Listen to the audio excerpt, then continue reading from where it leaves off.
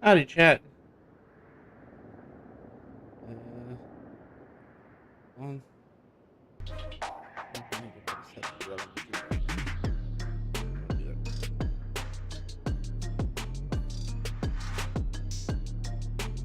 Hey, chat. How's it going?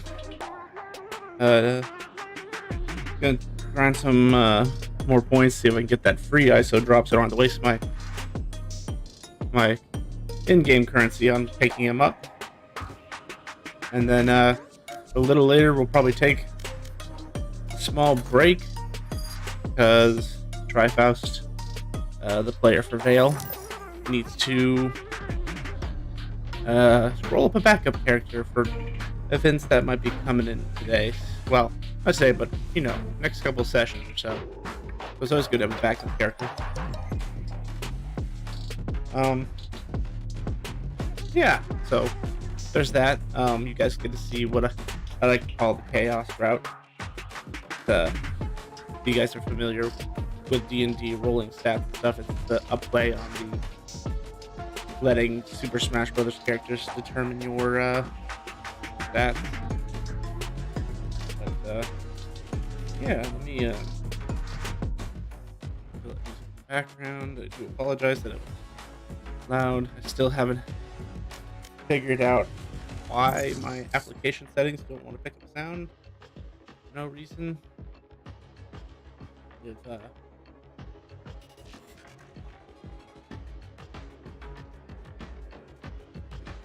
match found. So we'll figure it out as we go, chat.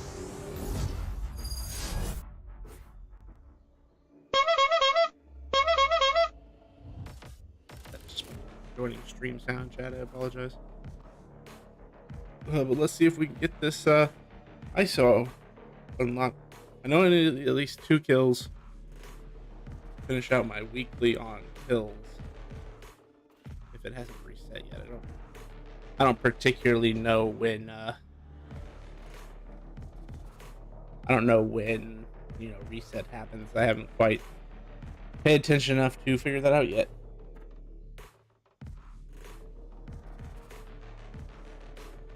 Let's see what everyone picks. I've got really been kind of in a 3-set sort of scenario. So is that duelist? Is that this and that? Yeah. We got 2 duelists. Initiator. Sentence. I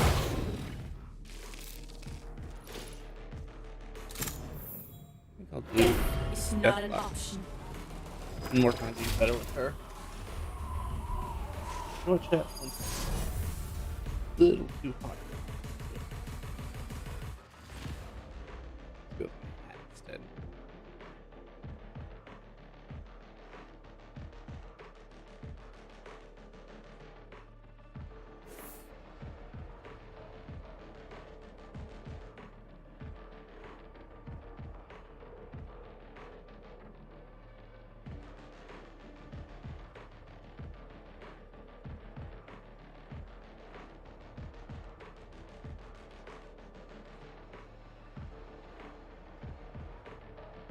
Yeah, well, I'll think about it. Because we're waiting for this to start anyway. We put in.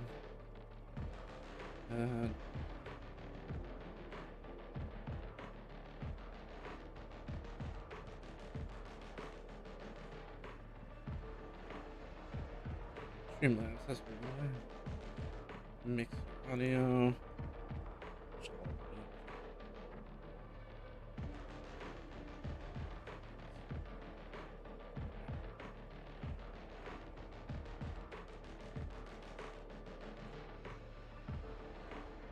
There. Now be able to mute and unmute the beats at will. Still figure out why.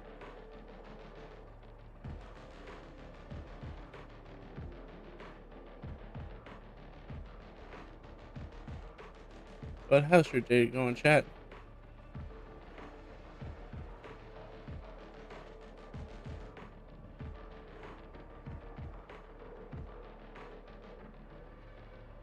Hope it's going well.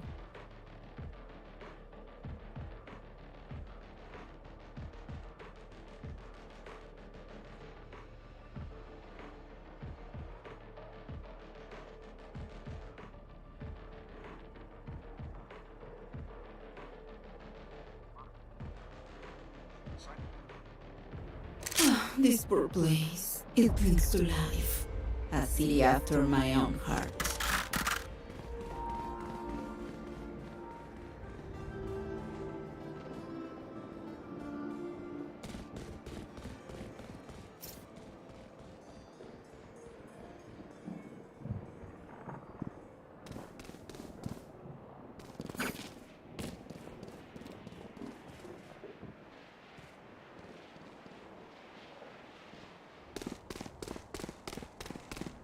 Why do people always force stack?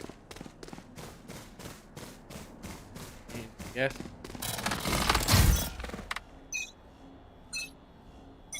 Blocking movement.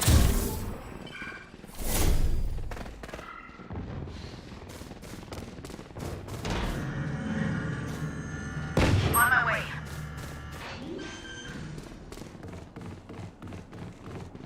Spike planted.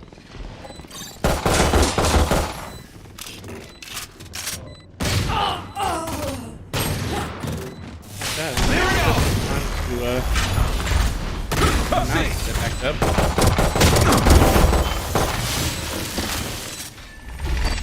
Flash out! Imposter kill. Careful there.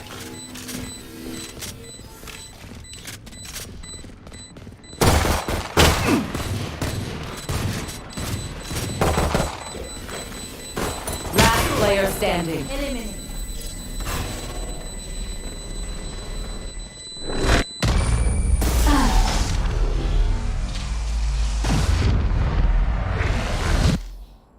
Now I know how annoying my healing can be. There we go. Sorry, chat. Not having my pings and stuff on my mouse, so I'm kind of used to playing it that way. So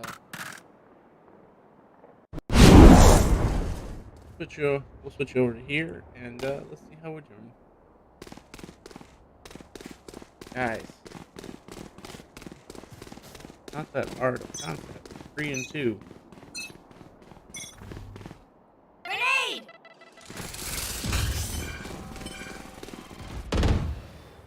Over there. Now, Healing you. Spike planted.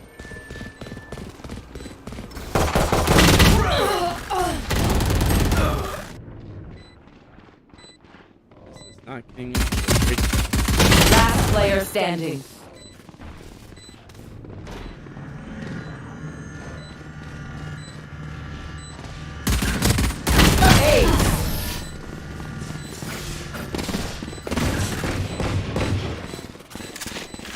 They don't have a single life worth saving.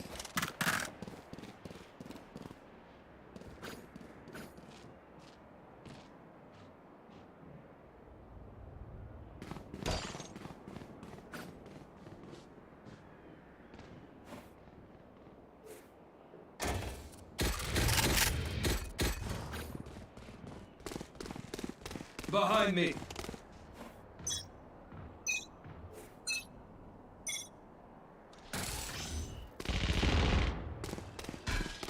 Multiple enemies B.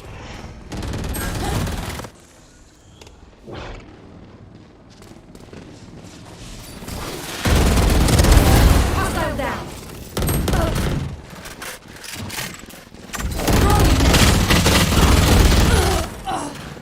Oh, come on. Last player standing. Spike planted. Concussing!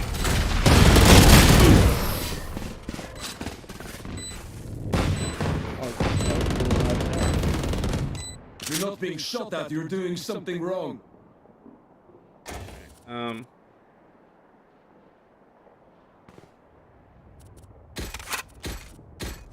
I'll do this. All else fails, I'll scoop all else fails, I'll scoop Do they think we yield? Oh, neither. Trevor! Okay. Careful there.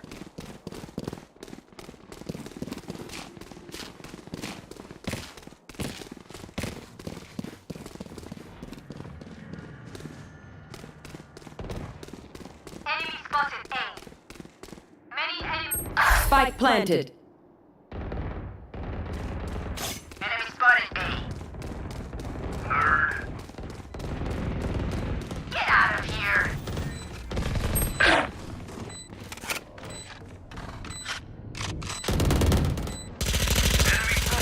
Last player standing.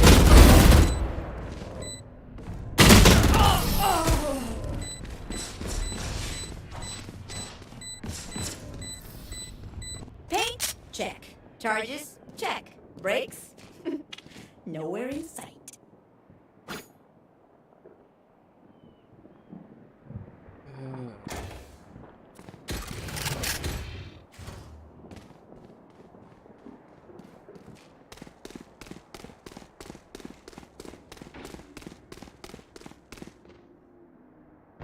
Focus.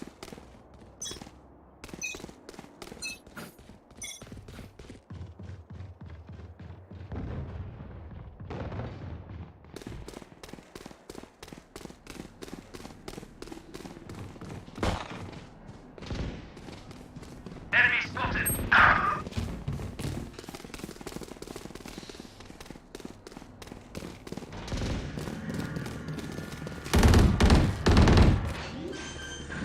Bomb buddy out. Spike planted. Damn. Return to dust. Ready! Last player standing. You fought well.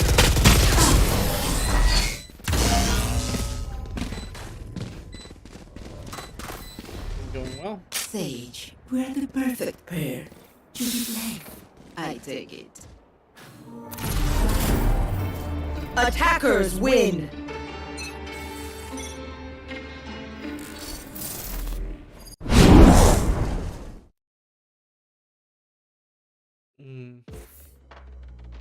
I mean, I wasn't doing too bad. I mean, I still ended with a terrible KD there, but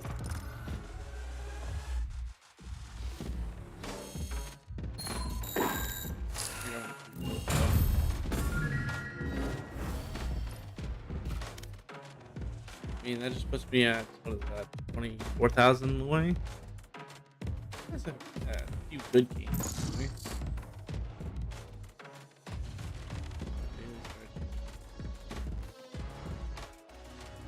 Oh, yeah, 1,000. So that's 4,000. Match found.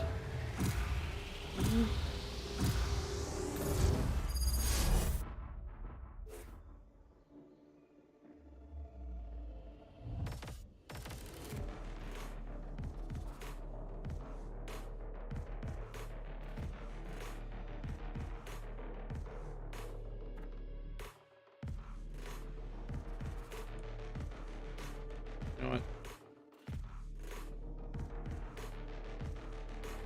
Okay, we got an ISO.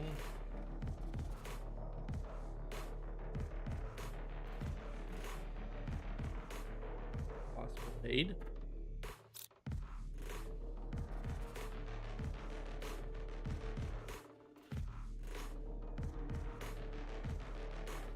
Oh, to-do list. Initiators. We need another initiator. Death is not an option. Because I didn't get a chance to actually play her too much there that last round. I'll, go ahead. Deadlock here.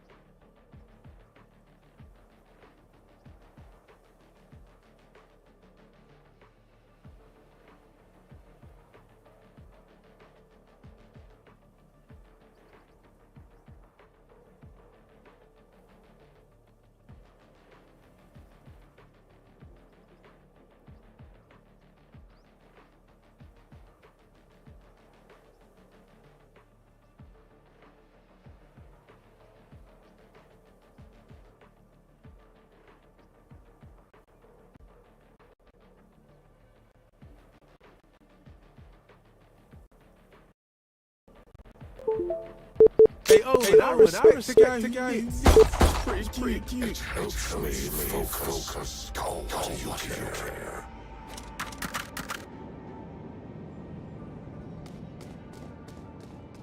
Normally I don't play as Omen, but it's okay. It's okay.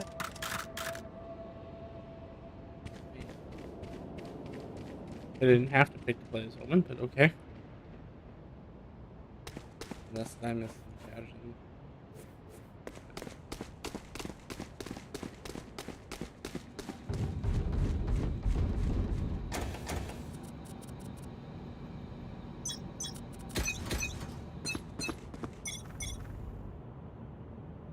Mark 3.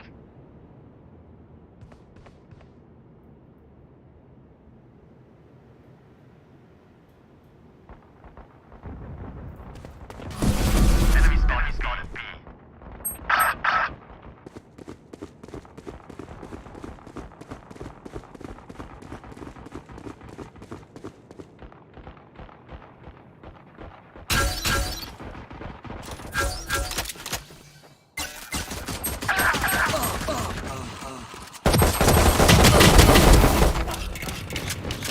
Last player standing.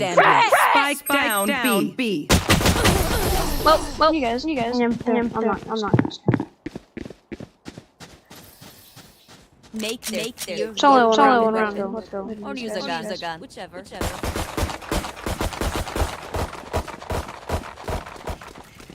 Interesting.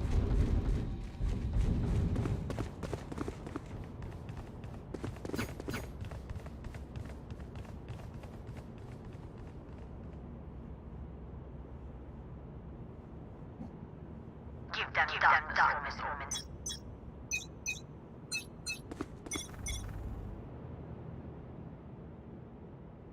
Mark 2.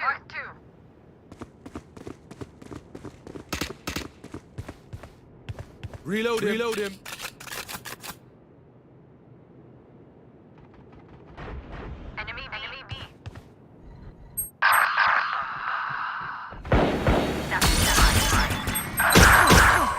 This game sucks.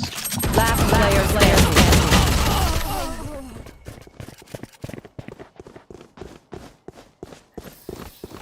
What do we learn by fighting ourselves? Thinking out loud.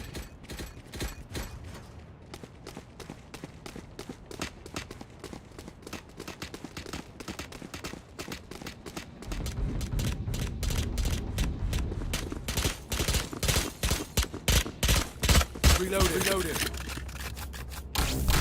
Sound sensor up. Let's go. Reloaded. Listening. Marked four.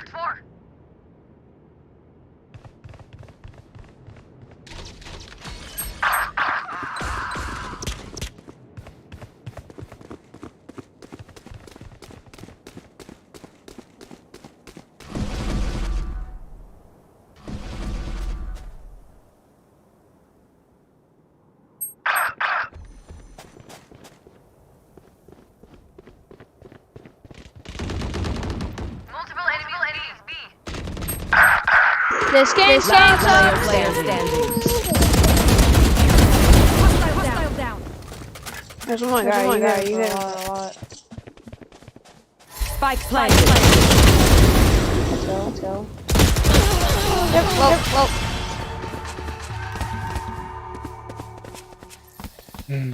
Look out! I mean, I the just did that rays. right, though. Corner blowing up. Actually, go Spectre right now. We need to start either winning or I don't know.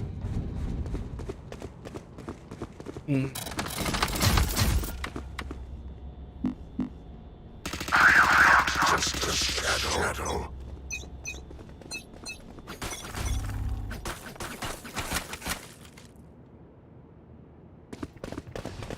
My ult is ready.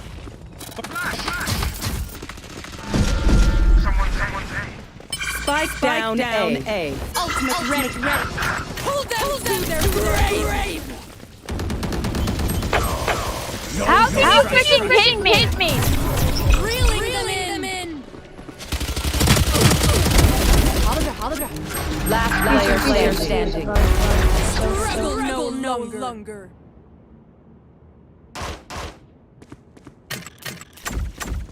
No escape.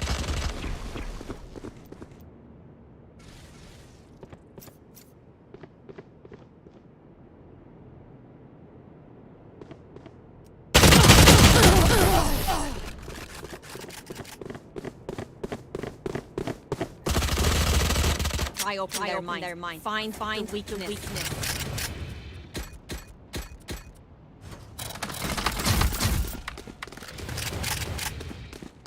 I mean, I'm getting better with Deadlock's ult. Although, to be perfectly honest, I blind fired that and they ran right into it, so. Well, I wouldn't say blind fire. I mean, I had a Where are I? Movement. I'm playing this game.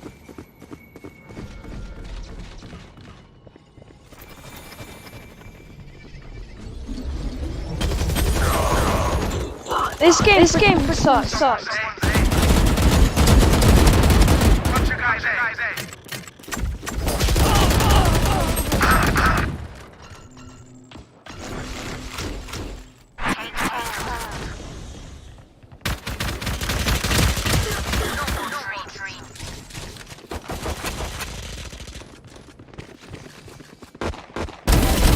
Who else? Last player standing.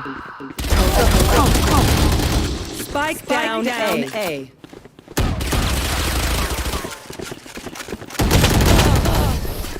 Come on.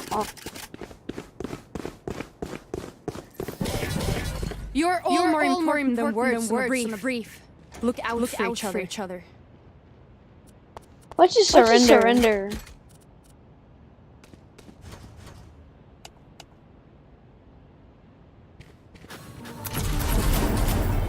Attackers win.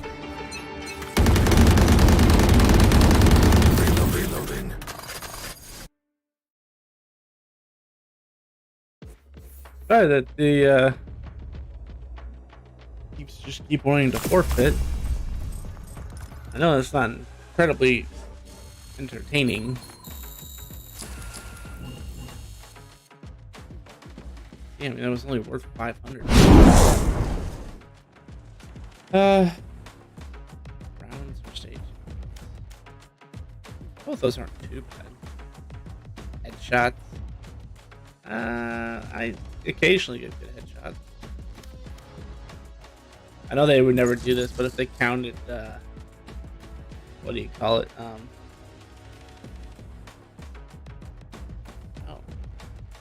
Okay, I'm sure. Why are you doing that?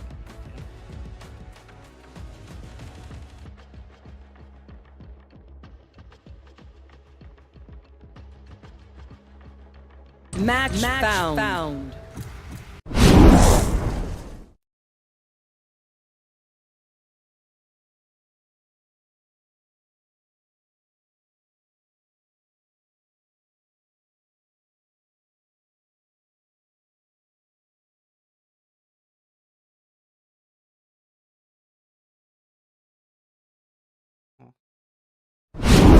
I guess,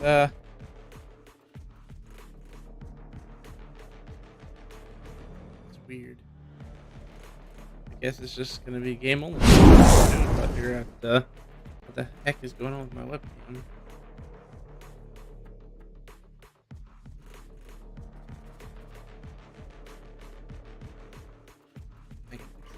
Okay.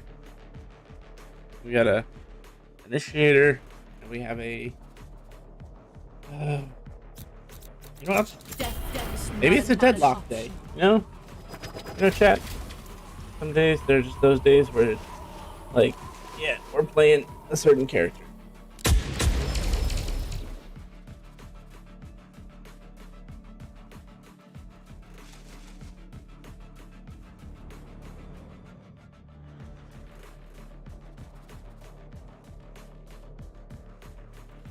There we go. All right. Back to our mission. Oh. Okay, that's working. Just time to have to switch back to the gameplay anyway.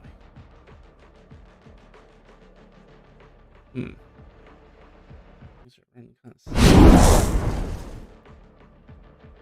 Streams doing.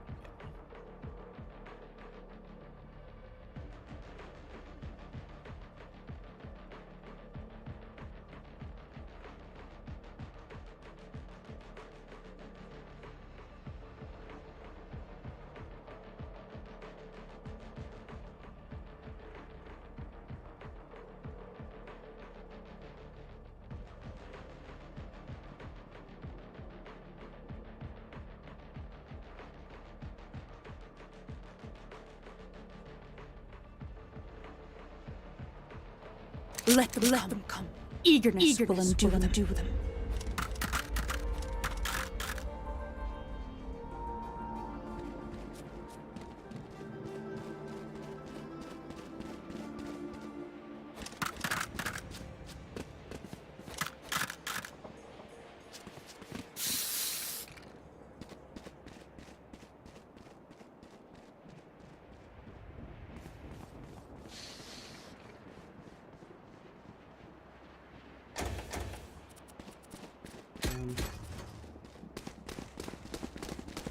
Yeah, I think they'll go first.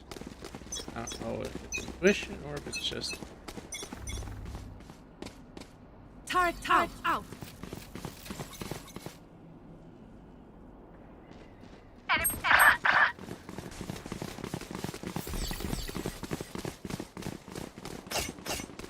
I'm coming. Enemy spot is mid. Reloading. Right, wall going down.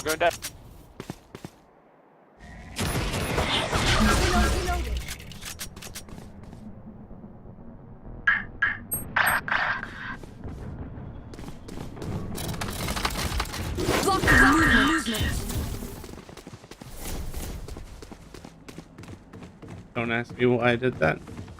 Anything.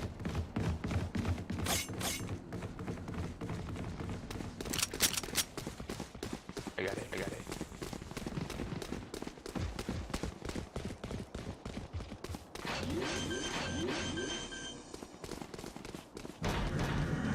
Spike planted.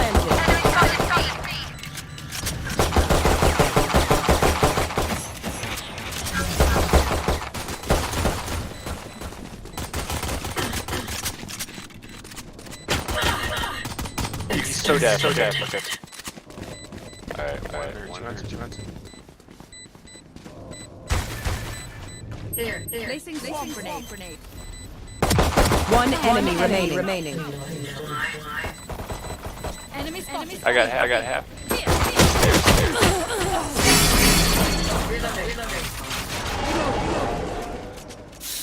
Here. Don't walk his mates. Just keep it up.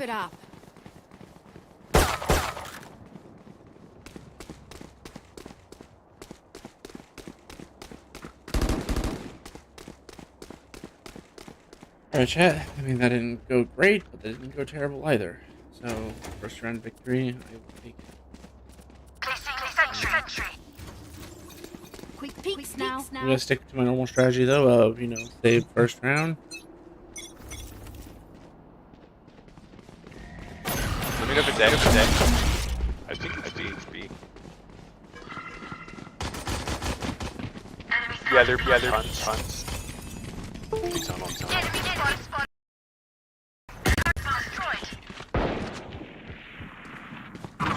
Oh, we got one top of it, I think.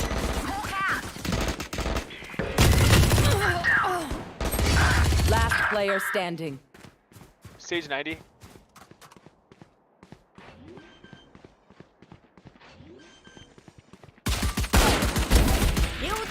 Spike planted.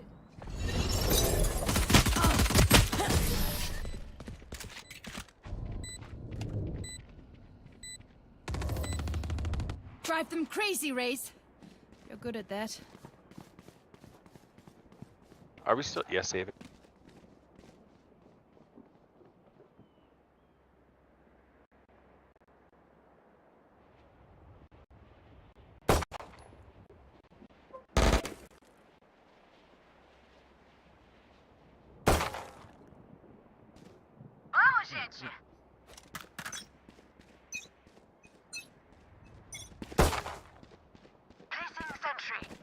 Hold on, chat. I will fix the sound after I figure out what the hell is going on. Is it a... Enemy spotted mid. It's A. Multiple enemies in. Mid and... Hawk out. Everyone rotate.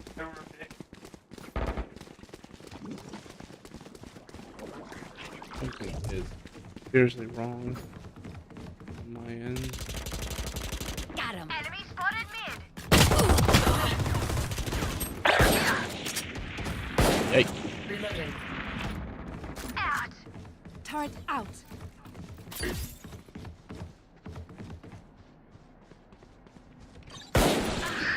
down. He's going to treat. Enemy down.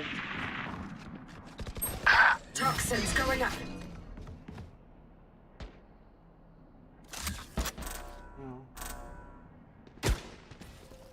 It's you and me. Toxins failing. Spike planted. Last player standing. I hit him 178. Somebody's alive. That's ISO.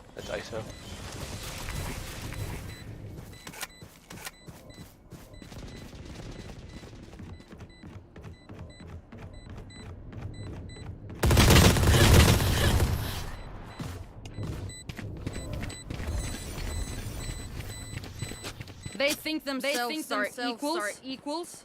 They are mistaken.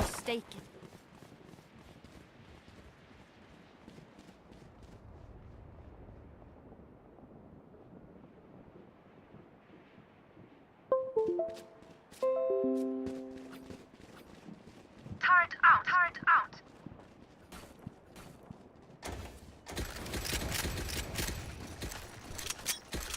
I got my ult if we need it.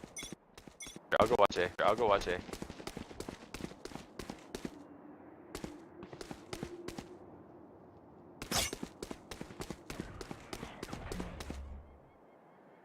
Got some action here.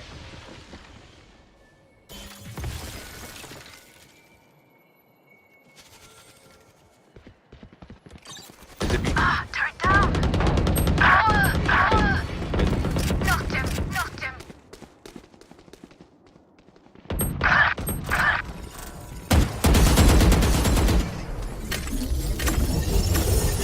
No escape. No escape. One site. We got raised site. We got raised site. She's coming back. Let's Spike planted. Spike planted. Reloading. Okay. Sorry about that, chat. I don't know what's going on, but for some reason. Computer system.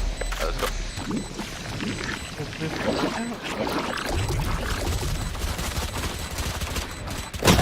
Last player standing. Upstairs.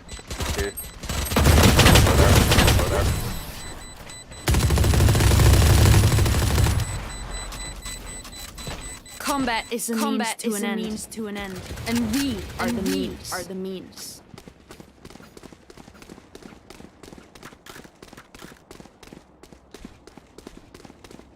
KJ, can you go? KJ, can you go?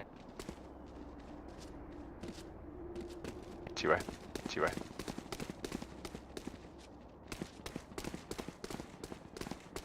Find the weak point. And break it.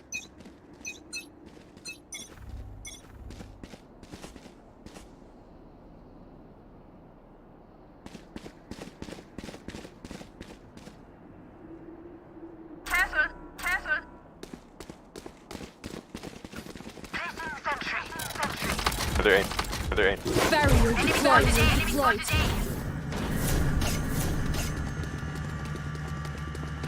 Target destroyed. There's three down there.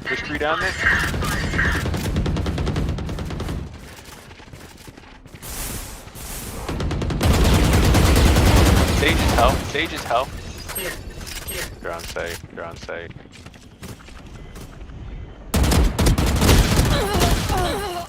Come on. Spike down. Fire in the hole! God damn, I looked right at her. My ally! I mean, personally, that felt like a waste of a raised rocket. Spike planted. Last player standing.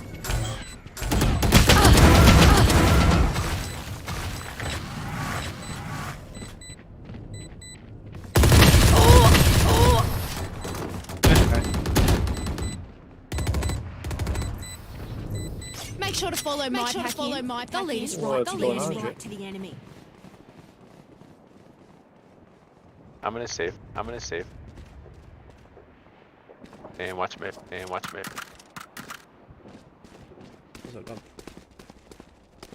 What's going on? Placing sentry. Same old. I will not Clean your computer one time and it breaks everything. Can you hear me?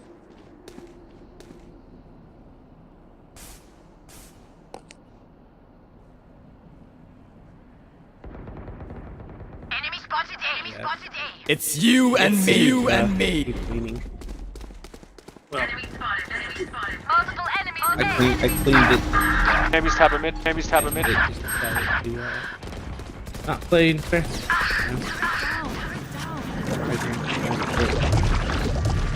Last player standing.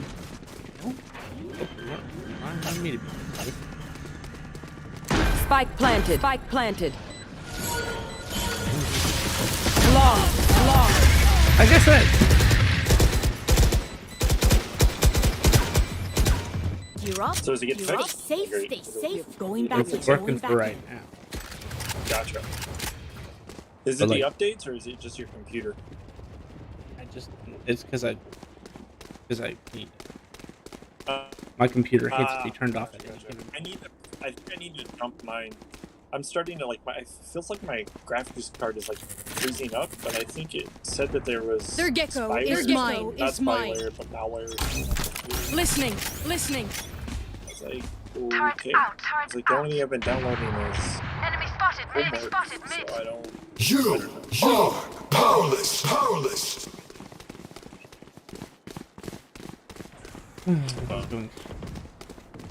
Enemy spotted A, enemy spotted A. So I'll probably fly through pretty soon. Oh yeah! Monster on the loose! Monster on the loose! Placing swarm grenade. Swarm grenade. Neither is mine. I just upgraded Split my up. Sky processor. goes. Sky goes. The only thing that's like old-ish is the Spike graphics planted. card, but Spike it's planted.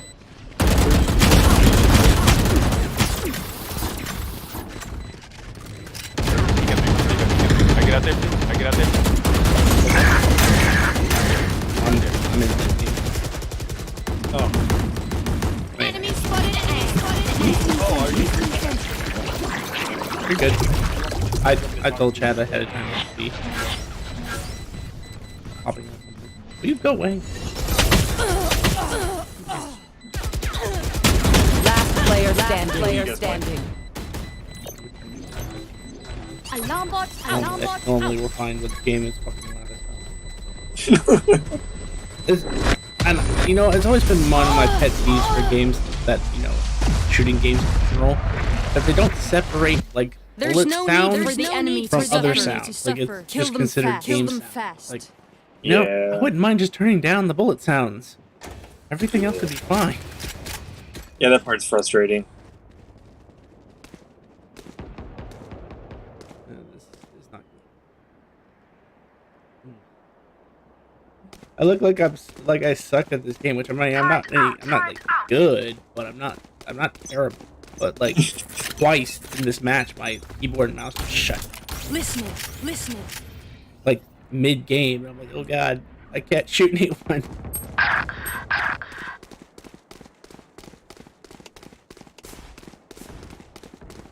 Cool. Give me 1 sec, I'll be right back. I get a dog food for the Sensor dog. tripped. Sensor tripped.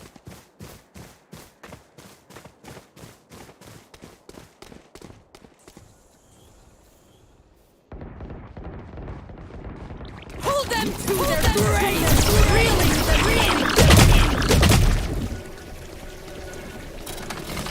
Barrier deployed. Multiple enemies A.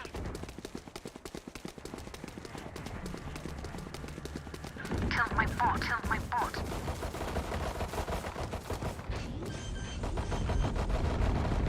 Turrets destroyed. Spike planted. Spike planted. Seek them out.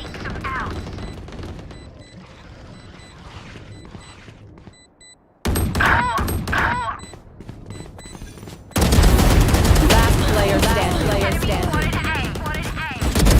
Buried.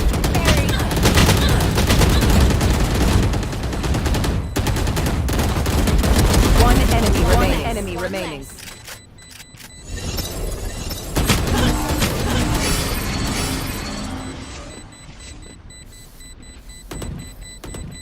Is everyone's tech still working? Double check it, please. Double check it, please.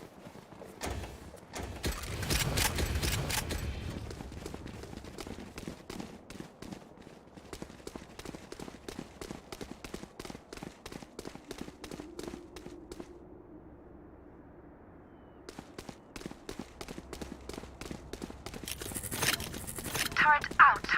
Don't give them ground. Sound sensor up. Sound sensor up.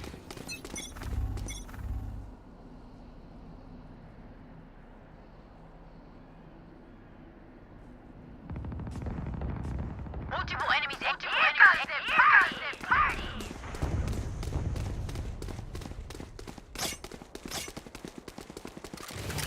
It's you and me. You and me. I want it. Yeah. Turret down.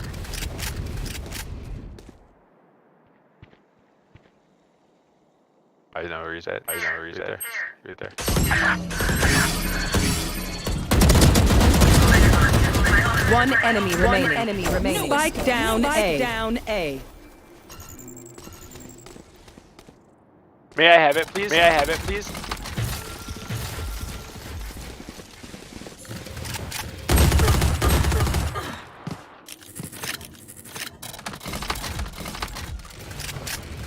up on the right. She's up on the right. She's up on the right. She's up on the right on the wall. 30 seconds left. 30 seconds left.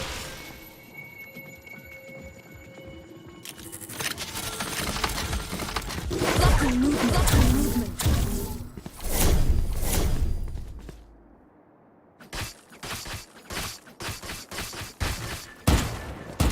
Placing sentry. 10 seconds left. 10 seconds left. Go and meet your mate. Go and meet your mate.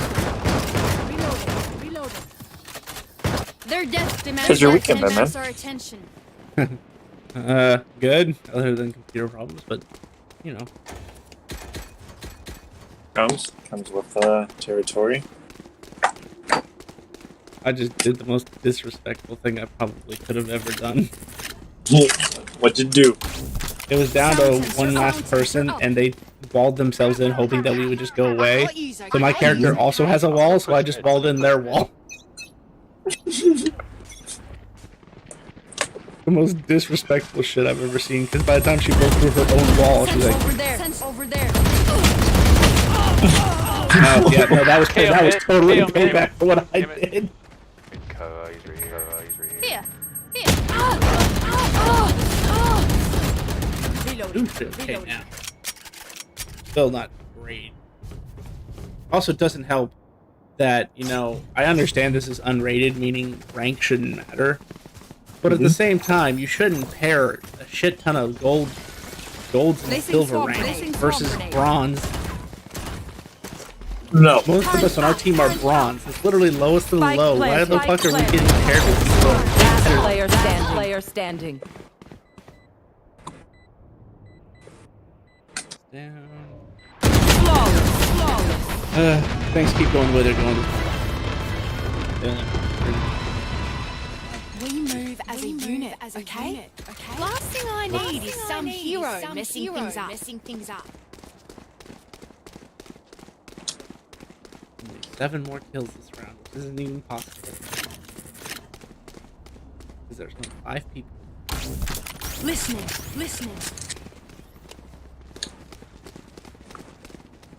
Placing swarm grenades.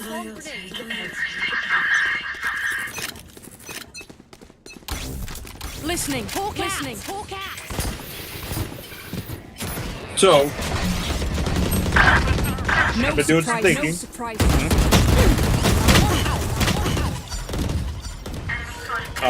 Is it okay if we talk about D&D? No surprise. Yeah. No surprise. Okay. So, I'm thinking if my guy does Last player standing. have the things happen.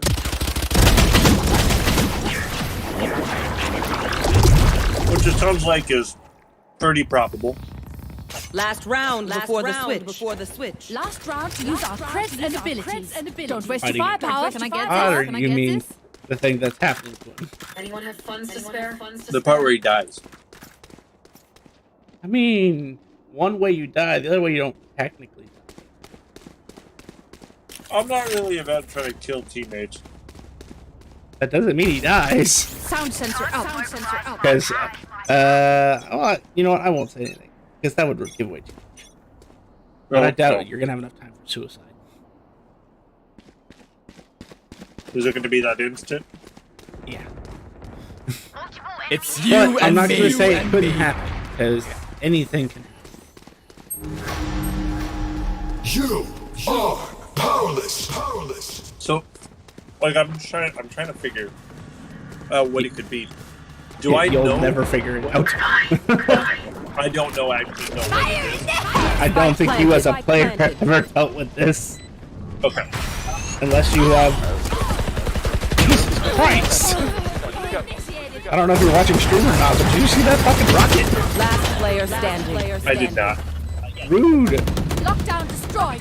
Where? Anyway, yeah, no, I mean, unless you dealt with the Elder Eden. You will not kill my ally. Is that so? Is this all the way Switching back from sides. what's his face? Don't sit down. We're not done Uh, yet. We're not done yet. Maybe. I mean, you guys have been infected with something that Yugo gave you guys a long time ago you have never found out about. I'll tell you that much. Gotcha. and it's Okay, because so it's now not I natural. It's not natural. So, unless you have a very specific skill set, you'd never be able to detect what he did to you.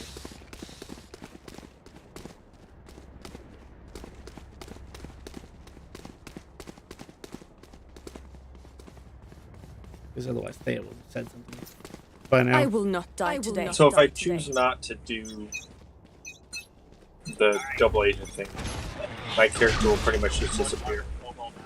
Yeah, pretty much. He'll still be alive, but he's going to be evil. Pretty much, yeah. Two mid, good catch. Multiple enemies.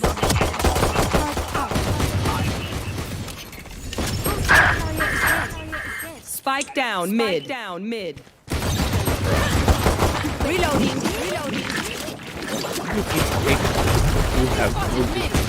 Last player standing. One enemy remaining.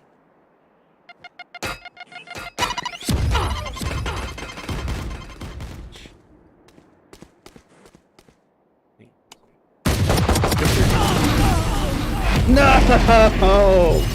So close! He was like fucking 20 health away from death. You almost got him. Did. Anyway, yeah, so basically, your character, if you don't want to play as double agent, then he'll probably just be teleported away. Has, control of him. Okay. Well, actually, it doesn't have control of him. That's why I said it's all going to depend on what happens in the next 2 sessions. Next session, we're fighting Corelli. So if he doesn't die by Corellian, then I pretty much lose him. Okay. Well, again, I won't say that's 100% because a player always has agency to change things, but it's the most likely. I mean, if I don't know it as a No, I'm not talking about that. There's a reason why it triggers. Spike down A. Oh. And once you find out about the mechanics, really niche things that shouldn't happen, but it's So, out of curiosity, Match point. You say something? since I have the Ears still ringing. if it happened, could I revert time back before it happened? no, it's way too far back. No, I mean before the need. Oh, no. What's going to happen to you? You won't have that boon. If you get set back to level 1, you won't have that boon. Spike is here. Oh, that's what's happening. Tactics beat firepower. Use that. That's one of them. There's another. It wouldn't be as... Oh, okay. So I'm not losing like my character at the level that it's at. I would be losing at basically like level 1. Yeah, that's why I said you'd laugh. The trigger. Okay. Would it be okay if I just rolled another room? Reloading. Yeah. I'm gonna go Yankee. I might do that, and I still want to do the other thing. Sorry. Oh wait, we got one. The Holy shit! I see her on the mini map.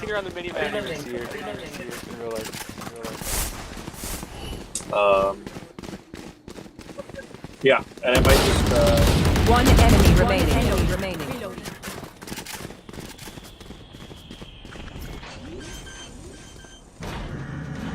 I might just roll a class, or I might play Black Mage. But yeah, I think the other one we were talking about, the one that you approved, I think I'll do that for campaign 4. Because I don't know, I think I want to level up as that character. I don't want to just like level, what, 20, 28, here you go. Yeah, no, that's fair.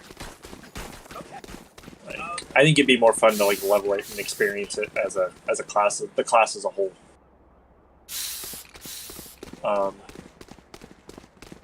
Cool, okay.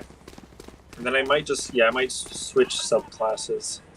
Or I might ask and see, do you have any homebrew subclasses that might be fun? Not for Black. For wizard? We were talking about Spike down mid. I mean, any that you would recommend personally. I mean, my recommendation will always be. Let's go. What's that? That was one of the unearthed arcanas that they made. Last player That standing. Scribe Wizard. Spike down A. So, Scribe Wizard came from the unearthed arcana. Nowhere near it. Oh, nice try. Nice try. Defenders win. But Lore Master basically. Let me see if I still. I know you can still import it because. Do you know where it's from? Or what? Is it a book or is it just? No, it's on Unearthed Arcana. Oh. But it was so long ago they don't have it on the website anymore. So you have to have the. I'm looking at. Like.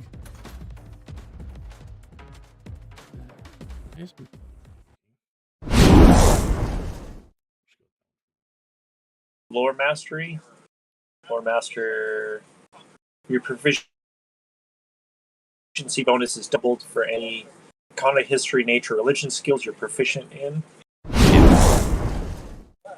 Spell secrets. Cast a spell with a spell slot. Deals acid, cold, fire, lightning, rain. You can substitute the damage type for one other. That's really nice. Yeah, that's literally when I do feature Savant as a wizard, that's usually the subclass I go steal. But that's not the only thing that's OP. Once you get a little further down to, is it Alter Spell? The augment spell? Is that what it's called? Oh, altering spell? Yeah, I think that's it. While the spell secrets feature offers increased versatility at the table, the effects can be difficult to spot by other players. If you're playing a Savant, take a moment to describe how you alter your spells. A charm person that requires a Constitution save might take your phone off. That one's more for flavor. No, there's a. Is it alchemical casting? That's it. That's it. When you cast a spell slot, you can expand an additional spell slot to augment its effects with casting. Mixing raw stuff from magic into your spells to amplify. Like, you can increase, like, the first level spell slot can increase the spell's raw force. If you roll damage for the spell, when you cast it, increase the damage against every target by 2d10 force damage. And an additional second spell slot can increase the spell range by 1 mile. And then an additional third spell slot can increase the spell's potency. Can I pick all of these or only one of these? All of them. They're all just options. It's based on the spell slot level you're willing to sacrifice. I mean, but we use spell points, so it's even different, like better. Yeah, I know. I told you there's a reason why I always recommend that class. I didn't even know this was a class. I might actually. It's because it's not anymore. Because so when they first came up with it, it was just Unearthed Arcana, and then when they finally finished it, that's what became the Spell Scribe Wizard or Order of Scribes. Which, I mean, as you're reading through it, you can understand why I say they're not the same. It was not a fair trade. No, this is nuts. Yeah, no, that's why it's one of my favorites. As a bonus action, you can call to mind the ability to cast one spell of your choice from any class's spell list. Yep. Spell must be the level with. Holy hell. Yep. If the spell isn't a wizard spell, you can count it as a wizard spell when you cast it. The ability to cast the spell vanishes from your mind when you cast it or when the current turn ends. You can't use this feature again until you. So you can only do it once? Once per long rest. That's not bad. No, especially since like that literally means you can use fucking True Resurrection. Yeah. That gives a wizard so much versatility. And I'll have to find the write up, but I did an expansion on this class to because I didn't really care for Prodigious Memory that much. Like it is useful, but not that useful. It's not. So I had done another thing that basically made it to where you could sacrifice up to 5th level spell slots, and they did different things. I'll have to go find the right report though. Let me know if you have that. Can I use that? Because Yeah. I'd like to roll this. This is sick. Yeah, go ahead and run a lore master. That's one of the. I mean, Grim's not gonna be surprised because he literally knows that I love that class. I played it as that was my Saturday character before that campaign ended. Was Like, I'll be bummed because I lose a lot of like the stuff that Vale has, but like I'm not. Like, well, I your get start, you'll get most of it back. Well, Because I adjust the start as the thing. Oh yeah, you won't get this. You won't get the time magic stuff right away. The time magic I won't get right away, but out of curiosity, can I still learn Dunaman? Yeah.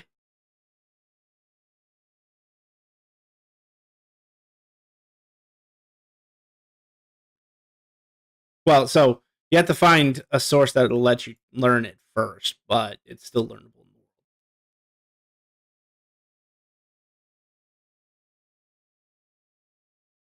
No, that was strictly for Vale, so we'd have to come up with a different one.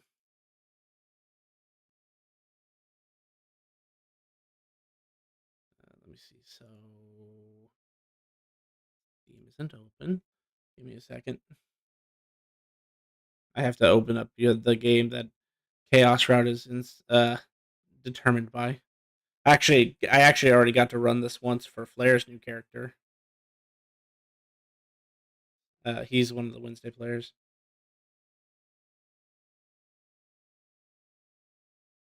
No, he had to make a new character because his character got kidnapped. And his character's not coming back. Monday? No. But it's possible for everybody to lose their character quite easily at level 1.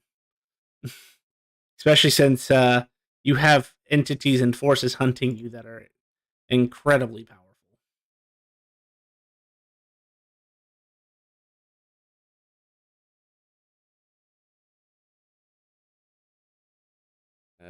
Your character won't even know what epic magic is. Vale knew because he's seen it. Vale knew because he's seen it, but their epic magic's not even common knowledge in this world.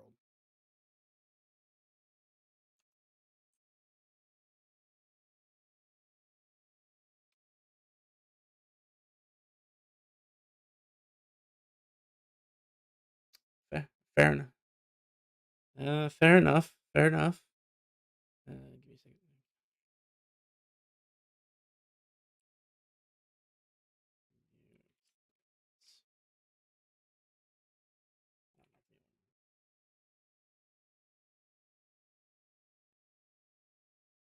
Yep.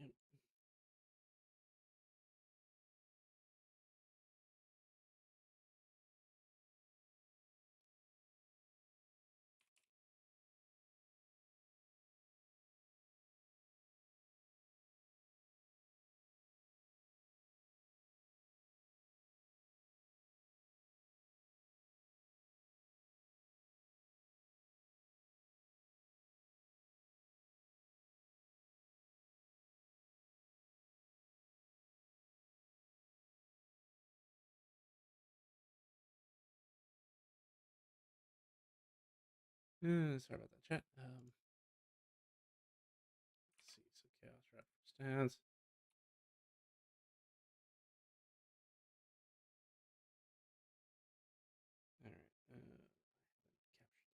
All right.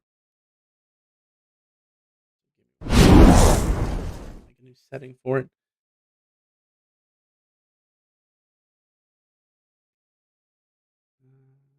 Let's use.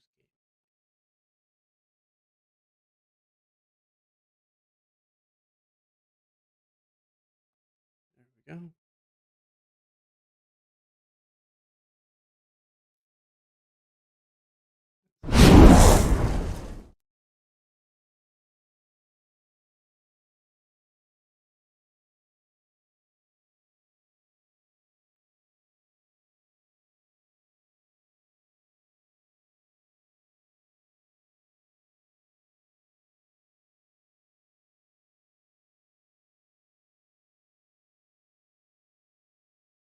go.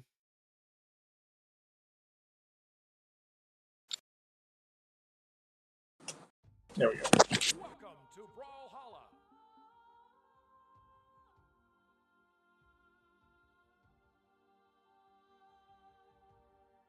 Oh.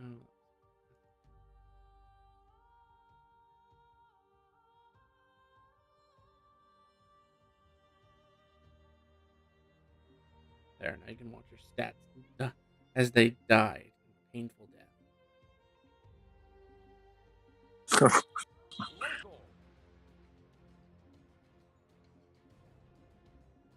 Right.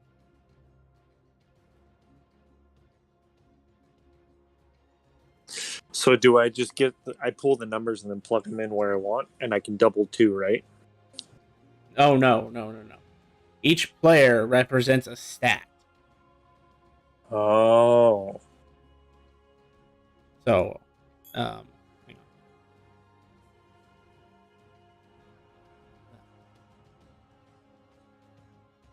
Doesn't like dual streaming. That's okay. We can always do this later. No, it's fine. 6. I remember all the settings I had.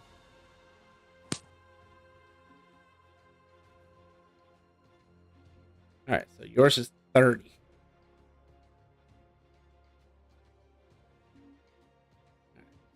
All right, so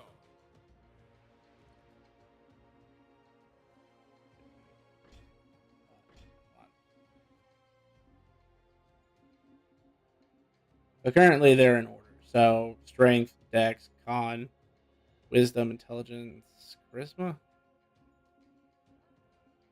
And basically it's just going to be 6 matches, 4 minutes each, if it even takes them that long. And whoever has the highest amount of lives at the end wins. And that's what that stat will be. Okay. And then you get to choose 2 that you want double. Okay. Unless you end up like Flair and having to take a double deal. And do take a what? A double deal. He was rolling a character that needed high intelligence, and his intelligence was like 10. So he gave up one of his doubles to have his intelligence fight again.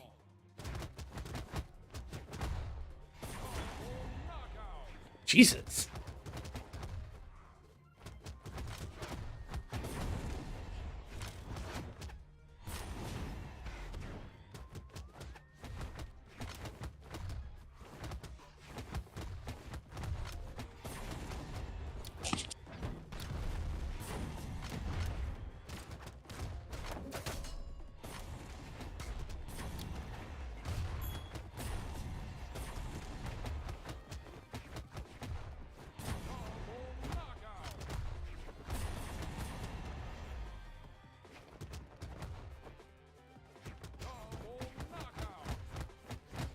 Our intelligence is holding its own.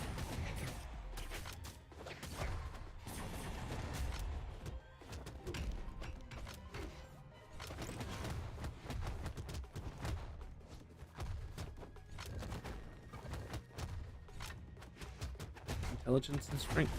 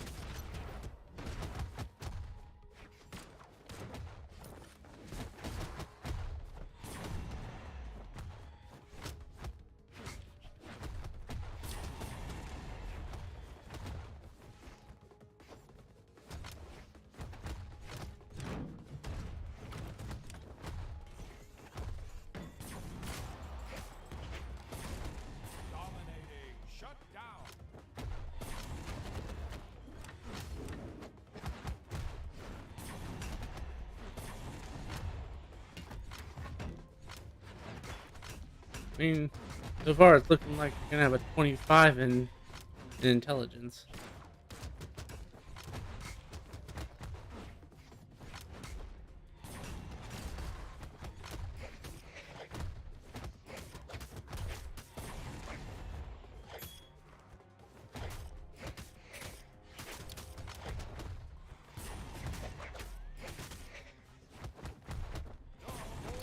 And then we doubled it to like 50, right? No, I'm just kidding.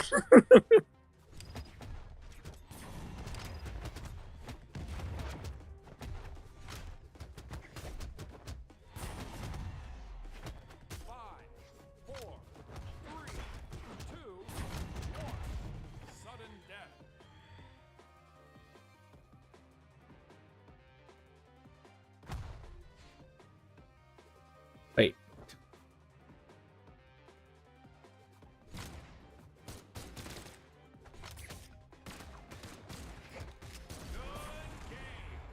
God damn it. I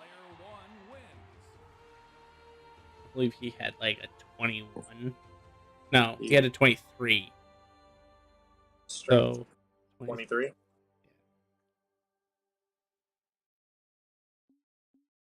right, so now we drop one PC. And does this just keep going until we get all the stats? Yeah, so actually it's 5 rounds because the last round, whatever your 2 remaining stats are, that's where your stats will end. Okay. And the less characters there are, the faster this actually goes. Gotcha. Because the computers have less to focus on.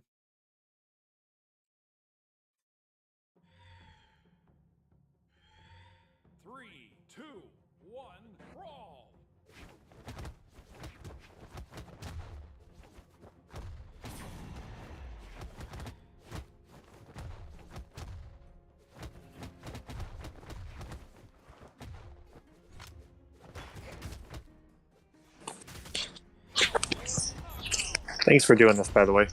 Oh, no problem.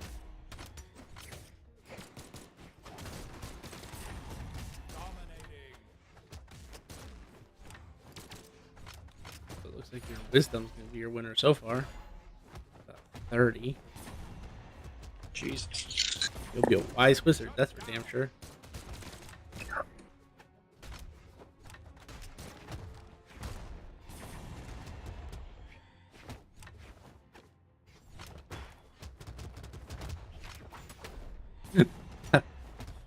It was funny to watch like one guy get ganged up on by 4 people. Because he was at full life and then he just went flying.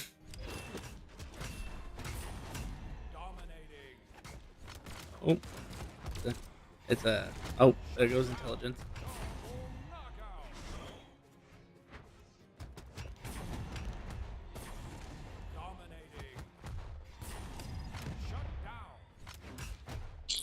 Perfect.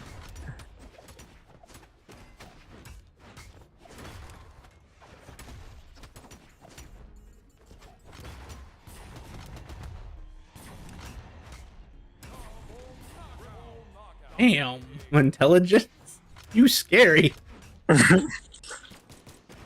Don't give it your intelligence an axe, apparently. Yeah.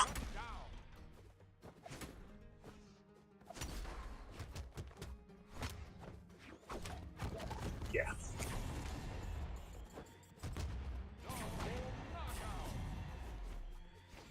Can't remember what I made the 4th spell slot, but I remember 5th spell slot was if you wanted to expend a spell slot on the alchemical casting, you could increase its duration from as long as it had a minimum of a minute. Yeah, you could increase its duration to an hour. For 5th spell slot? Yes. So what would that be? Like for haste? Haste, greater invisibility. Okay. Anything that has a duration of a minute or more. So even 10 minutes will be fine. It just has to be a minute. So you can't take an instant action, like, Steel Wind Strike, and then all of a sudden have it for an hour. Gotcha. And I mainly did that because I had a combo for permanence. Yeah, I didn't want to take permanence or anything like that. Well, you have to learn permanence anyway. Again.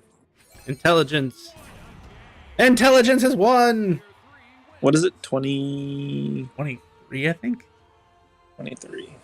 All right. No, so, 24. It was 24.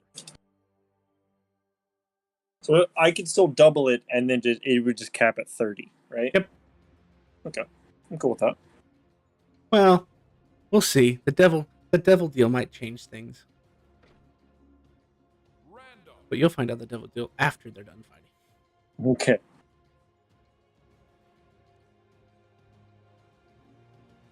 Blair's was so bad though, because like I let him redo his intelligence, and then I told him, because basically when I had his intelligence redo, I left his intelligence on the highest difficulty and turned all the other NPCs to the lowest difficulty, so that he'd have a better chance.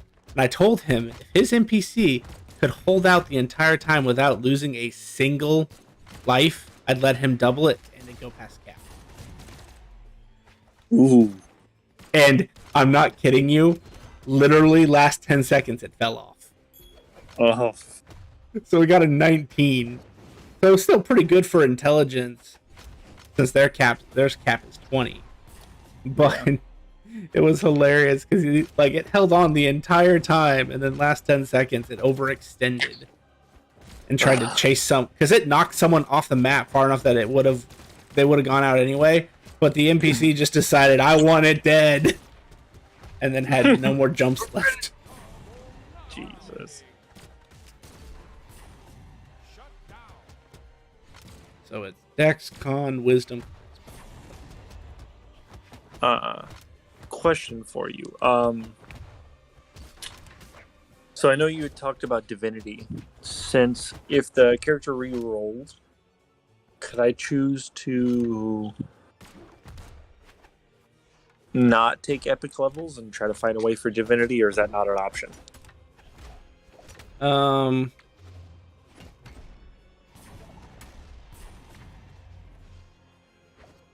It's always. Oh, I'm good. How likely is it? With your guys' groups, I don't have a good answer for you on that, because it's not like I'm gatekeeping it. It's more or less just the circumstances have to be right. I mean, put it in perspective, most of the people who became divine was by complete accident.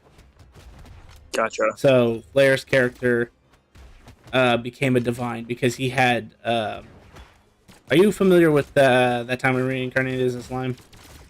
Mm-hmm. He had Rimur's power, to devour, and he happened to devour one of Tiamat's shadows, which was a really cool NPC I came up with, which were basically only demigods, but they were still gods. And so when he ate it, he had to basically make a shit ton of saves to see if he could resist becoming completely evil.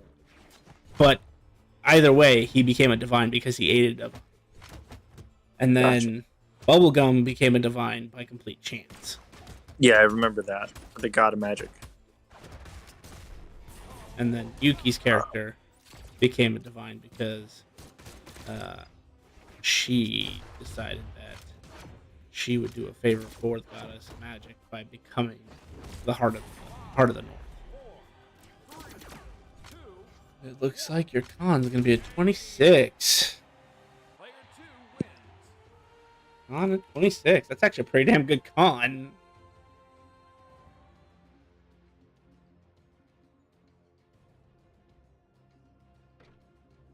So yeah, it's not impossible to become a divine. I mean, I just don't make it so easy that, you walk into your local grocery store and you find divinity on aisle 4.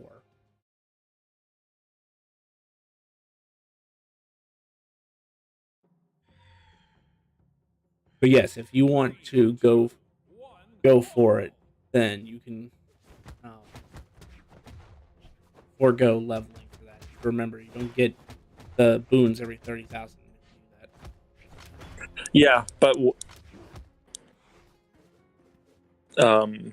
there's because once we take epic levels, there's no divinity, right? Correct.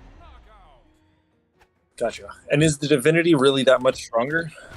It's incredibly strong. Let me give you a taste. I don't know if you'll ever be able to reach 20 because you need the two conditions for you to rank up as a divine are strict. I as a DM I could make a new rule, but I'm just going to stick to the D&D rules. So the first one for divinity is the follower count. So the more followers you have, the higher your divine rank. and the other one is what we call the New Blood era, which Charlie started, which is basically So wait, stealing is other Lord Divine's powers. Divine? No, he just follows a Divine. Gotcha. But so yes, a Divine is more powerful. So example, once you reach a certain divinity level, you can just take your Divine rank on your dice roll. Oh. So if you're a Divine rank 20, you'll always roll a 20. You won't roll it. There's a stipulation to that. It literally says you no longer crit fail or crit succeed if you do this. Mm-hmm. But the fact that you can always just take a 20 is ridiculous. And after Divine rank 15, I believe you can also use it on damage rolls. So yes, they get progressively more insane as you go along. Because they still have boots and stuff? Not in the same way that you gain. They can obtain boons, yes, but they don't gain them the same way. Gotcha. I have a difference. I think a boon for them is still 30,000, but like they can also gain feats and anime powers at choice. And a Divine's stat caps at 99 technically. Your Divine rank determines your stat cap, essentially. So since 20 is the base stat cap, if you're a Divine rank 1, your new stat cap is 24. If you're a Divine rank 10, your new stat cap is 30, etc. And then once you reach certain ranks, those numbers actually exponentially grow. So if you're an intermediate god, your stat cap is set 40. Oh god. 3-way tiebreaker? Yeah, so they were all 24. So whatever the case, it's Dex. That is your wisdom. Wisdom, charisma. Who won? Yeah, so Dex. Wisdom. Wisdom was 24. This is still pretty damn good. Yeah. So for the final match, and this determines your last two stats. So whatever they both end up at is what you'll be at. Okay. And Divines also have they have something better than they have something called Divine salient abilities, and those do a wide variety of things. Gotcha. So I think would I still keep track of it like I did, or like would it be in the GM notes for the experience gained until I got it? Divines don't use experience, so that would. Well, yes, sorry, they do because you get extra classes. So yes, Gotcha. I would keep track of that. Okay, and you could keep track of it too. I really don't care. But and I know like a lot of it's like you just have to figure it out. But is there any like? I think my question is more of like, is there enough time still left in this campaign to even try to pursue that, or is it just a waste of time? Because I know you said you were already looking at campaign 4. That's just because you guys have the ability to make it campaign 4 on both sides, honestly. Because one side's dealing with tragedy, and the other one's dealing with an old enemy that's, quite frankly, as annoying and powerful as tragedy. Gotcha. So both parties. So don't feel bad about Monday releasing one of the worst monsters in the universe on the. Monday did the exact same thing, and it was all over temptation. Because basically the end villain from season 1, Frost, which was Flair's original character's twin. Mm-hmm. Basically, they had a very, very niche sibling rivalry. So every time Flair would get more powerful, Frost had to be as powerful, if not better. So he basically, when Flair became a significantly powerful Divine, he decided to one-up him by killing Io and becoming Io, basically. Mm-hmm. And then basically the whole of campaign 1 was, at the end of campaign 1, was stopping him from destroying the universe. And it ended sort of neutral, I should say, because they won, but at a cost. And so that's why we're not in favor anymore, because the person who did save who chose to remake everything and become the new Io made it in his image rather than Io's image. So that enemy is back. He was basically separated into 2 seals. And the 2 seals basically tempted 2 players with some very powerful rewards. And the players probably. So Dex 25 and Charisma 26. Oh, it's still really good. Yeah.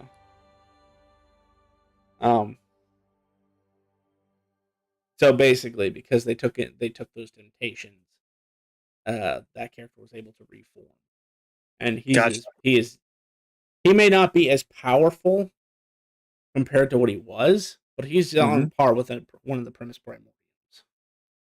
Okay. Wait, this is the one they're fighting on Wednesday? Yep. Okay.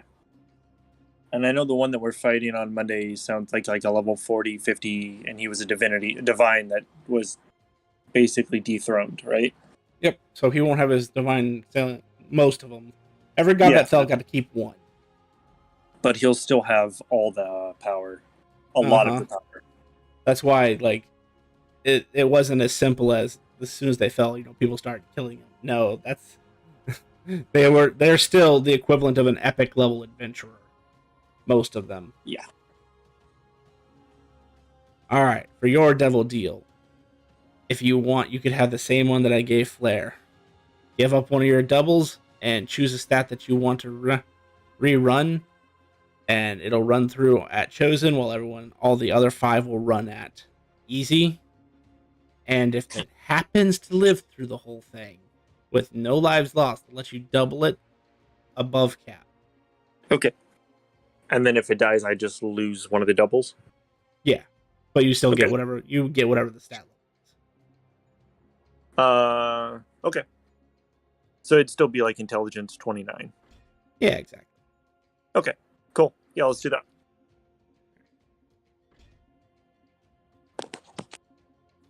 So player 1. But then if it didn't die, I could have basically intelligence 60. Yeah. Holy hell. Exactly. You'll be more powerful than an intermediate god. Yeah, I don't think that's strong, but definitely up there. No, that's the cap. The cap for an intermediate god is 50. Oh, is it? Yep. You'd be stronger than, at least you'd be more intelligent than an intermediate god.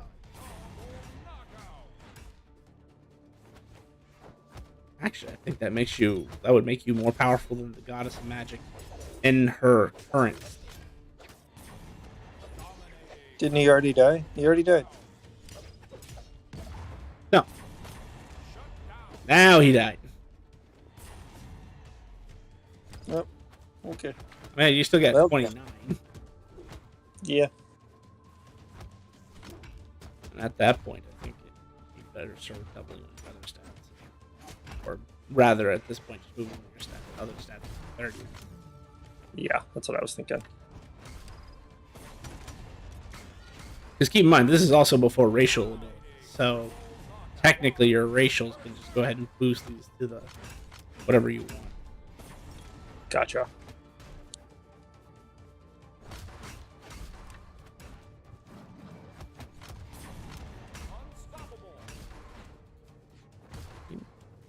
Still holding out.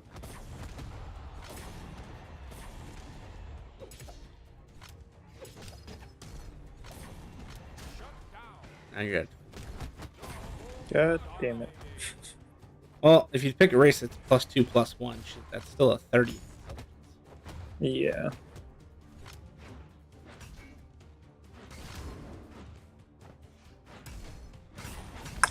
Well, isn't like custom origin the same thing? Isn't that +2/+1? I think so. Custom lineage? Yeah.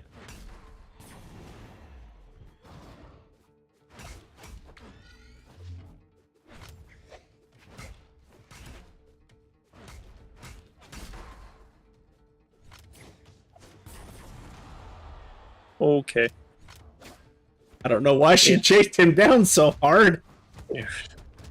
But see, that's almost exactly what happened to Flair when he did his. Like, What? Okay. Holy shit. Full dum-dum mode. she just has to hold out for 35 more seconds. Jesus Christ. You saw it. She was on the highest difficulty setting. Bruh. Stop chasing. Oh my god.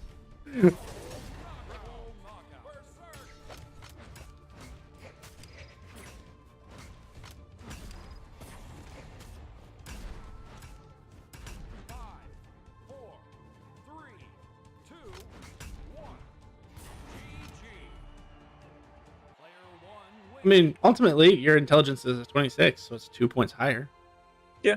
I think that's another +1 compared to It what is. it.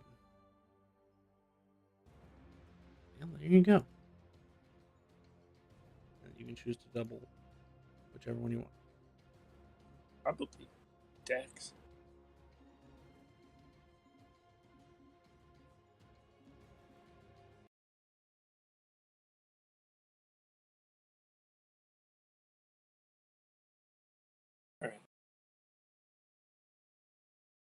Yeah, see, this is where my Saturday GM fucked up. He let me trade in Masters of Magic for a variable spell slot, and what a variable spell slot is basically whatever your highest level spell slot is at the time, it acts as a second one or an additional one to that. So when we did it originally, I was like high enough to cast a 6th level spell. So I got a second 6th level, second 7th level at that point, a second 8th level. But it goes down. It's only one slot. So once you get high enough to do 7th, you go back to only having 1 6th level, etc. But then at that point, that allowed me to at 17th level cast 2 9th level spells. Yeah. So then I just cast Permanence at 9th level and then cast Invulnerability. Question for you. For divinity, right? If I took levels in a subclass, would that still count towards epic levels? Past 20? Yes. Okay. So I pretty much stuck at 20 until you get your thing. Gotcha.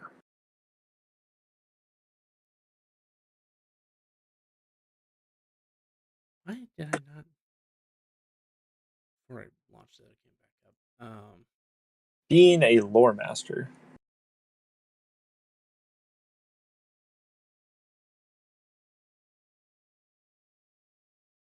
Oh, well, I might just do that then. When you roll initiative, is it either an intelligence check or a dexterity check? I could pick either. Okay, then I'm probably not maxing dex. Now you know why I always used intelligence. Yeah. Let me see if I still have. But with this also being Arcana, this character being able to double the proficiency, your proficiency bonus is doubled. Yeah, I know. Yeah. So it'll you can see why they nerfed it.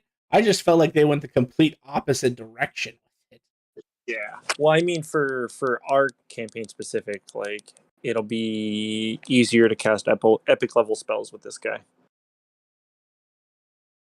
to hit that DC check. Here it is. Oh, I made that. So what did I set the 5th level to then? So that was the one I told you before was actually a 4th level spell slot. Improved alchemical casting. I'll just paste it to you so it's somewhere else. So for the cost of a 4th level spell slot, you can increase the spell's duration to an hour as long as the spell had a duration of a minute. At least 1 minute.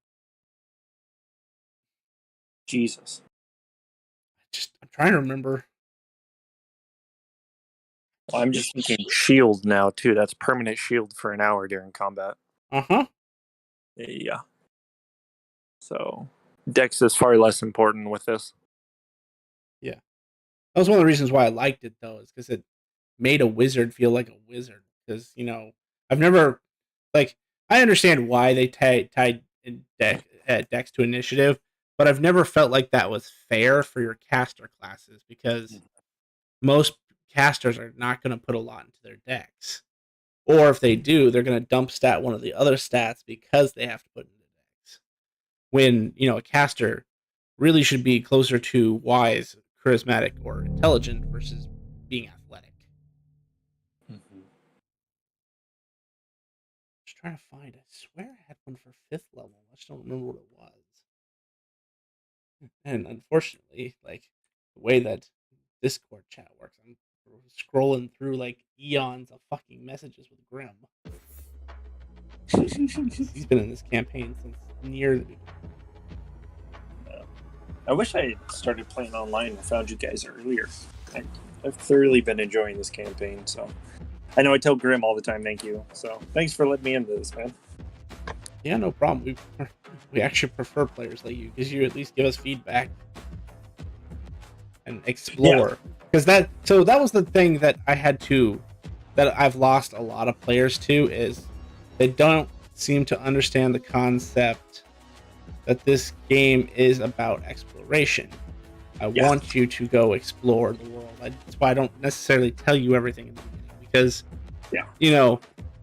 it's part of the exploration. Campaign 2 literally there was no story.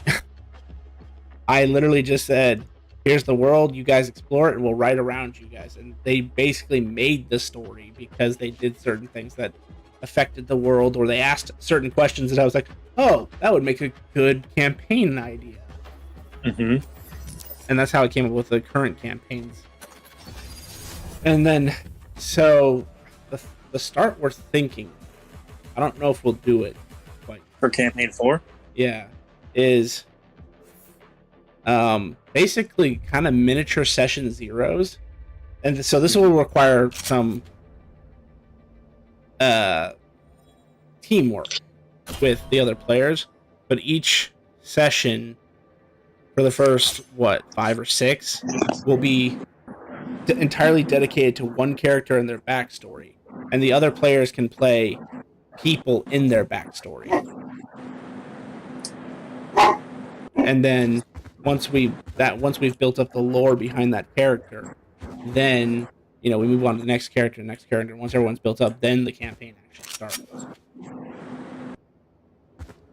And based on that metric, we might have a different start to campaign 1 than I had originally intended. Because knowing more about a character makes it easier to determine the story.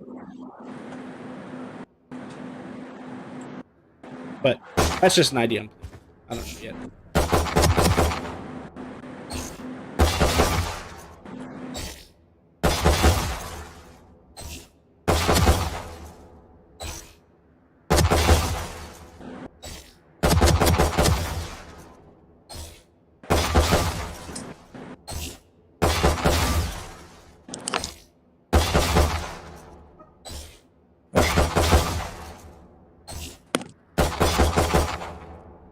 No. It sounds awesome. So it'll be people intertwining and trying to work together and really figure out how to communicate. Yeah, and I mean, just it gives the audience more insight into the characters themselves. I don't mind learning about them during the campaign, and maybe we will still, have small arcs that are dependent on a character. But I feel like people can relate to a character more if they have more backstory to work with. Yeah. And getting when we did the end of campaign 1, one of the things that the boss character did is he trapped every player in a miniature world that was designed completely around them to be their perfect prison, because they'd never want to leave. Mm-hmm. And so basically it was basically the same day over and over again. They just didn't realize it at the time. But, you know, they'd have to make checks during the day or see the glitches in the matrix, so to speak, to break out. And when we had the players just play the people in the world around them, it ended up being a really fun time for everybody, because even though the story wasn't necessarily about them, they still got to interact and do cool things. No, like that's why Brandon, one of the players on Wednesday, had like 7 characters in this world that he references all the time, because they were all characters that he played in those miniature worlds. He had his entire theme was based upon lemon squares. One guy had a box of lemon squares, one guy's name was Lemon, one guy was looking for lemon squares. And it just made a really comical backstory that was happening as a subplot of the plots. And it also gives the players, maybe not the characters, but the players, a better understanding of each other. It does. So that when you start the campaign, you're like, okay, he's going to play like this because that's how this character is. Yeah, and I think for the character, that one I'm going to do, I might change up a little bit of the names for the actual abilities. But I think overall the backstory, I think I have a pretty clear of like how I want to use that bonus action, like change form type thing. I think I have a pretty good hook for it. Basically, have him like as like a warrior or knight, like he grew up as that, but like he like snuck off and wanted to learn magic and stuff like that, and like had this integration of like learning both proficiencies and like forcing himself to perfect one while he was forced to perfect the other. Right. I like that idea. Yeah. So I think it'll be pretty good. Like one he's interested in and one he was made to do. But I think it'll be good. I think I'll have a good time. But I want to swap the names because I don't want it to sound like it came straight from the anime. I want it to be somewhat different. So I might come up with a little bit of changes. But like a lot of the abilities, I like the way they are. And is this for a 4 or a campaign?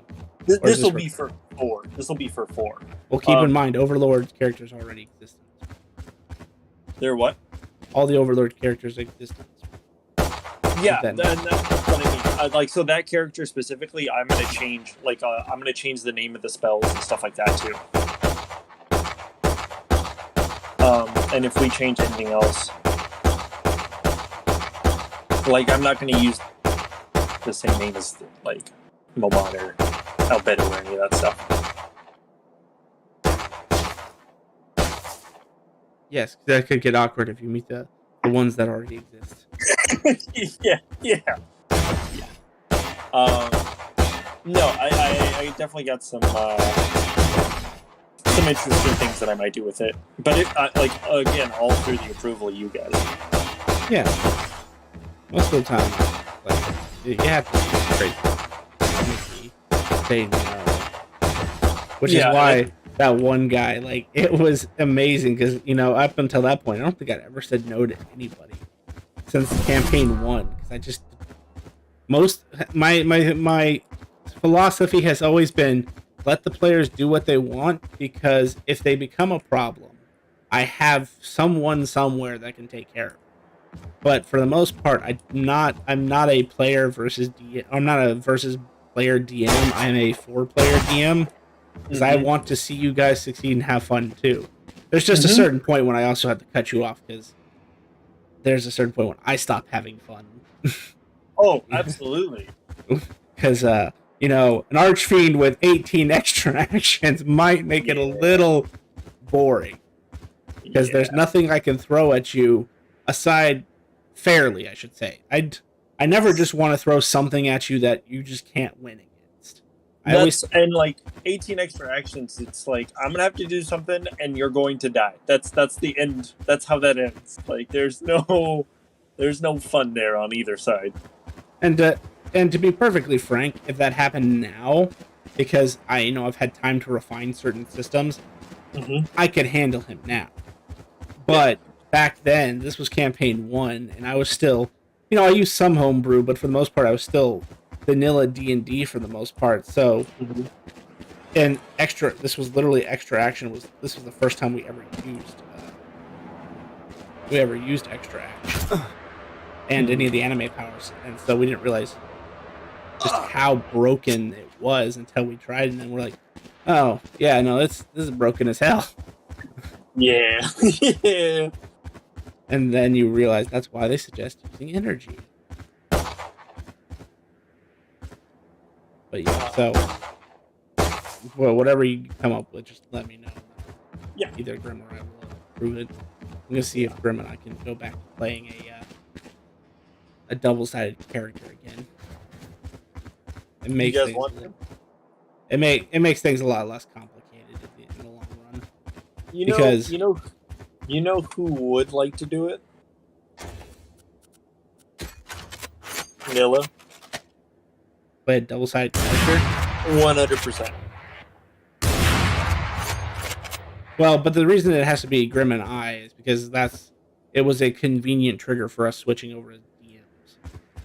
Gotcha. Because when I would DM, he would play Jim, and when he would DM, I would play Evan. And we were basically two sides of the same coin. It was the same character, so it never changed the party dynamics any more than it needed to. I mean, right now it's okay because we're down technically a player, so using our GM characters to fill in that one spot's fine. I just didn't want to bring in another player at this point because it's like, this is a confusing time to bring a player in, especially if they've never played an epic campaign. Or, you know, it's kind of to fight something as tough as Corellia. That's not something you want to be like your first session, you know? You want to have a couple sessions to get used to the world before you fight them. Well, I mean, my first session, we fucking ran into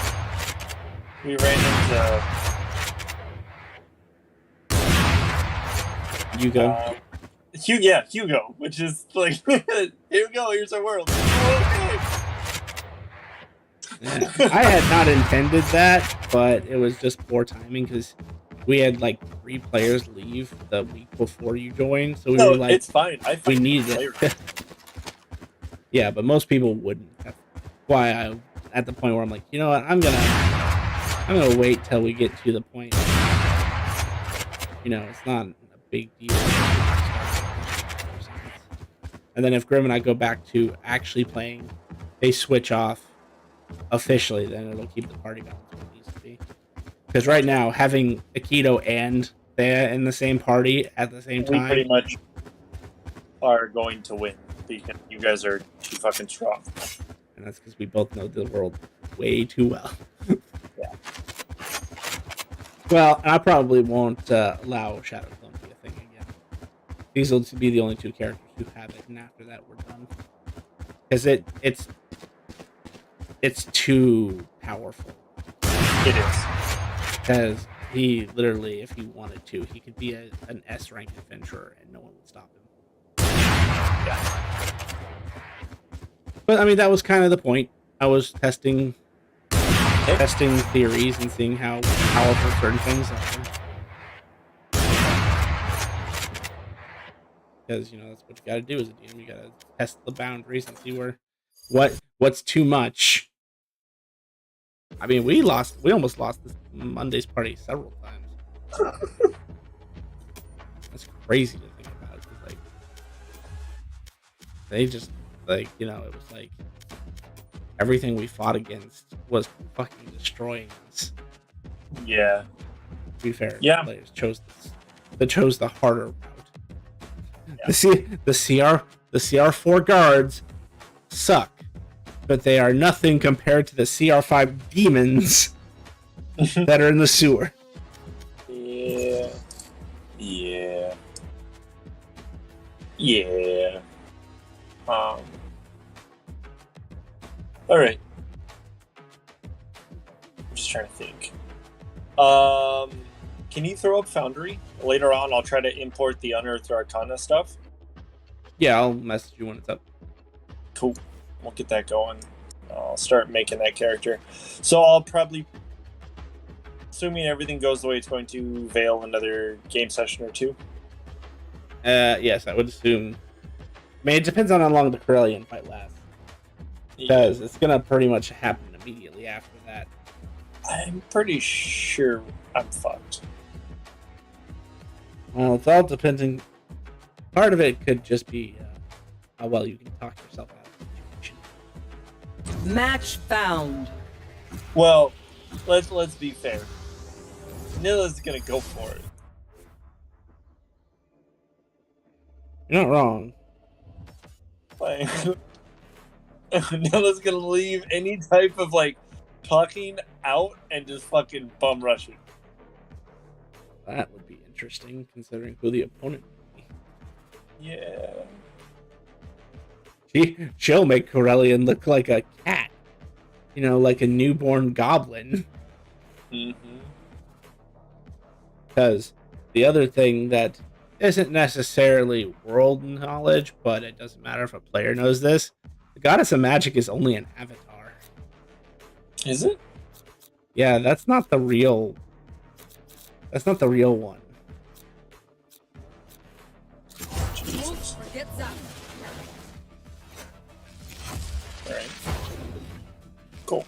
Yeah, no, dude, I'm thoroughly content with this world. Like, I'm frustrated at times because I feel like I am gated, but it's like there's an overall reason for that, and I actually can appreciate that, because it's like, okay, like, you need to put in work to try to figure it.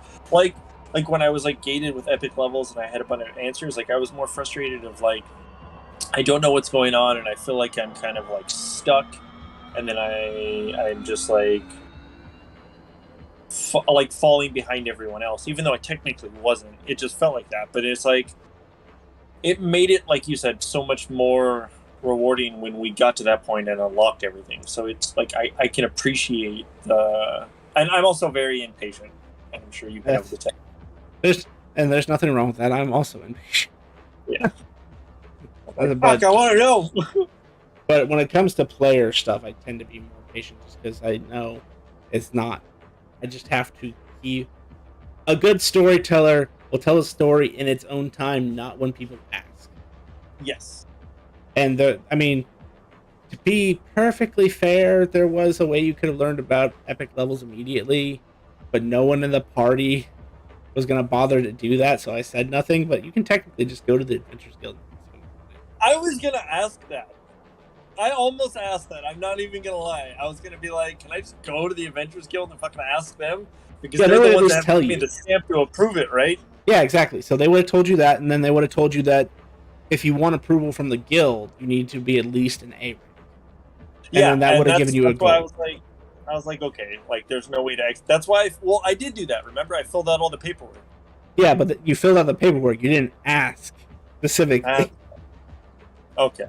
And they're under certain rules of their own that they have to be careful who they tell the info. Like, you can know what an epic level is, or in world you can know what that is, but they don't want just anybody becoming one, because the moment an epic level player becomes evil, or the epic level person becomes evil, it's over. I'm not kidding you. Like, one of the characters from Wednesday, he's not evil technically, is what he's doing is Robin Hood essentially, but because he's doing Robin Hood, now the people in that region can't do shit, because you'd have to send another epic level adventurer after him, and the only epic level adventurers that are currently on roster all know him. And if he's doing it, they're all like, nah, no, we're good. We're just going to let him do it.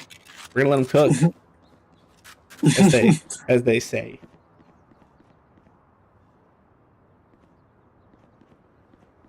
Is there, in this campaign, I imagine this is one of those you'll have to find out type things. Can I still start trying to learn as a lore master, since I would have history of, like, let's say epic spells, right, back then?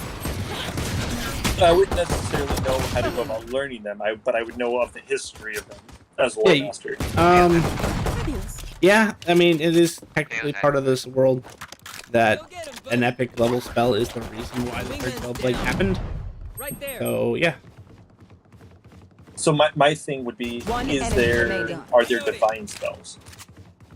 Not technically. They're Okay. epic level spells and divine spells are the same. The difference is that So I just wanted to make sure that like if I try to learn epic spells, it's not going to cap me out of anything divine. no. It's when it comes It's to only epic level, for- there's the blur between divine, arcane, and natural magic disappears because it's all the weave. So epic level magic is literally manipulation of the weave itself on a fundamental level. You're doing something outside the ordinary to make that happen. It's a control that is not normally awarded.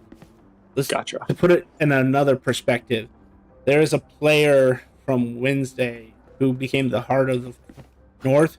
She's an avatar of magic, and she doesn't know epic. I will be their nightmare. Okay. I mean, Vale cast one. Barely, but he cast one. And what Vale learned from that instance is that epic level magic is crazy strong. Yeah, that's an understatement. You also cast a spell that you'd never be able to cast. Because that was one of the only epic level spells that had a class specific restriction. And that's because it was invented by that class. I got Spike. Reloading. So Dragon Riders have their own specific magic because of the way they manipulate the weave. Like they actually fundamentally can and manipulate it to the point where they don't spend spell points to cast magic. So when one of them invented an epic level spell, it became crazy strong. Yeah, I ruled it because you cast it from a Dragon Rider's book that it was cast by the rider. So that's a Dragon Rider book spell. It gets even more crazy because it did that much damage only because I haven't put much into Thea's Dragon Rider class. If I had more in it, Do you have the a Dragon Rider class? Can you send me that? I'm interested in that. If that spells from that, I'm Alright, interested. chat, I got this great idea. It's called Rush Me. yeah, I can send. Actually, it should be in resources. Reloading. It might be one of the first. I think I pinned it. But if not, after this, after I get a free second. Yeah. Reloading.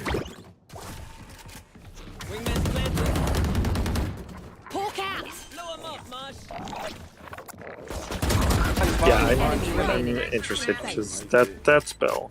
That Yeah, spell so- was fucking nuts.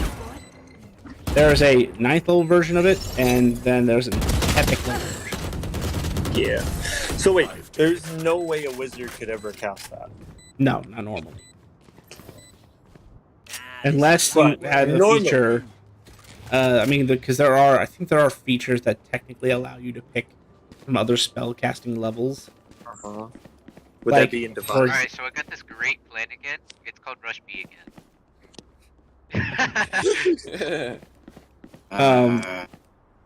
Okay, anyway. They won't expect it, promise me. We're playing 20 questions. They won't expect it.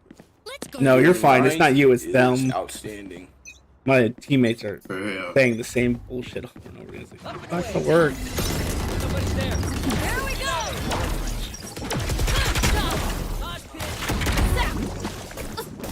One enemy remaining. Flawless. Holy shit, Yon. Almost ace. Yeah, let me get some kills, bro. Hi. Fight's not Damn, over, I you can't know. get fucking kills. Yeah, so technically Master Magic would allow you to cast that. What is that? Is that Matt- divine? Alright, it won't No, expect it. Rush B again. It's actually evocation. They won't expect it. They won't expect it. Is it? Yeah, it's an evocation spell. So the Honored Revolt is the 9th level version, and then Giant Storm is the epic level version. And Master of Magic would let me do that? Yeah, because Master Magic says you can cast from any class of spell list. Wait, Master Magic is that a That's your 14th level from Lordmaster. Oh. It's you and me. You want? Oh, you want the smoke? Okay. Wait, so with Master Magic, could I, if I got an epic level spell slot, then I can cast that at epic level? You walked right once I Yeah, I would say the only rule to I'm gonna make it's a slight modification to Master Magic is you had to have at least seen this. Because otherwise, how would your character know it exists? Oh yeah, absolutely. So I mean, like, if I just fucking like read the book again and managed to cast that spell, which is 1 in 1,000 chance that happens. Alright, now they won't expect it. And I didn't kill Let's go myself. A. Let's go A. Hey. Then that would be an option. You know what? I think I might just take epic levels again, and I'm probably just gonna. I'll put it to you this way, because I hadn't thought about this. Because again, you guys are kind of you kind of are paving the way. If you take epic levels and you get the opportunity to become divine, I will say that if you're willing to give up your divinity, You mean your epic levels? You can take divinity. Yes. Because trust me, you'll be much more powerful. There is a cap for epic levels. So 30, 40, 50, and 60 are the license levels that you can get it at, and then I don't know why I crouched.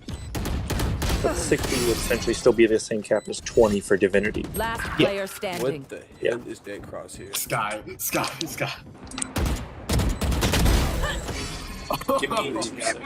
But He's new player, new player. divine rank 1 you'll get the class, and then every 5th divine rank, so 5, 10, 15, 20, etc.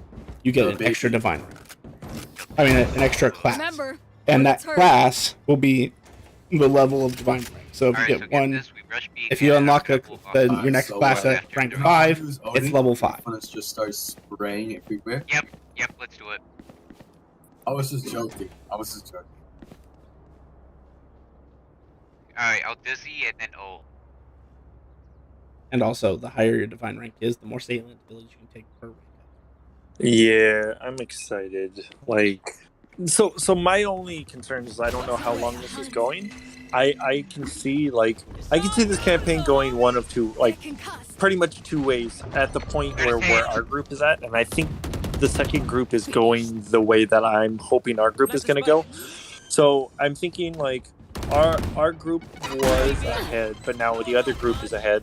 But they're all getting divine powers and stuff like that, and they're starting to interact with gods a lot more. Our group did interact, but now I think we're at the point with our group that either we're going to end up dying and start over, or we're going to end up fighting gods at this point. Yeah, that's most likely going to be the case. One enemy remaining. I'm going to tell you, Corellian's not going to live. What's up? I'm going to tell you, Corellian's not going to live, regardless of what happens to this party. Okay, I mean, neither am I. Yeah, but I mean, Thea is going to come down himself. If you guys don't beat him, Thea will do it. Thea has a bone to pick with Corellian specifically. Can you imagine how scary it should be for you as an individual, even if you're a god of Corellian's level, to have gained the animosity of death, the actual death. Yeah, I knew that. It was gonna...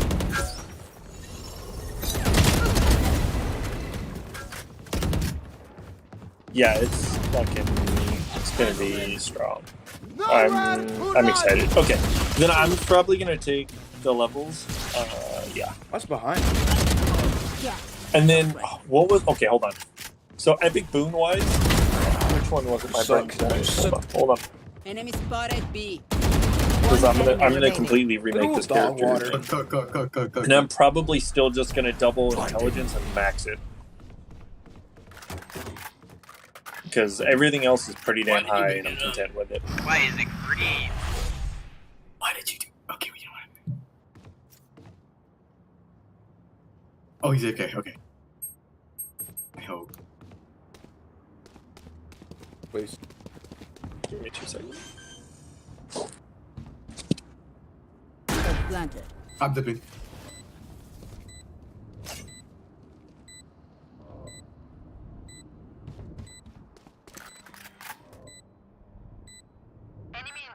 respawn. Nice. Thank you. Don't do that. I survived obliteration. Alright, now I'm on my computer. Sorry, I was trying to finish up my other I D&D shot, session. but it didn't work. So like, I don't know. What just happened? Yeah. I wanna see.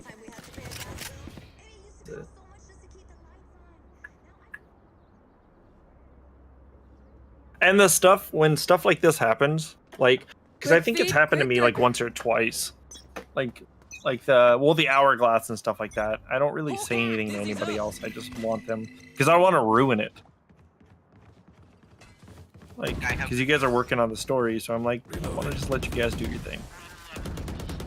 Yes, but if you just keep in mind, if you have an ability that you think is relevant, then feel free to say it. Because I also don't, I don't know, if, like, for example, this is just purely, if it was a disease that was infecting you, you have immunity to disease.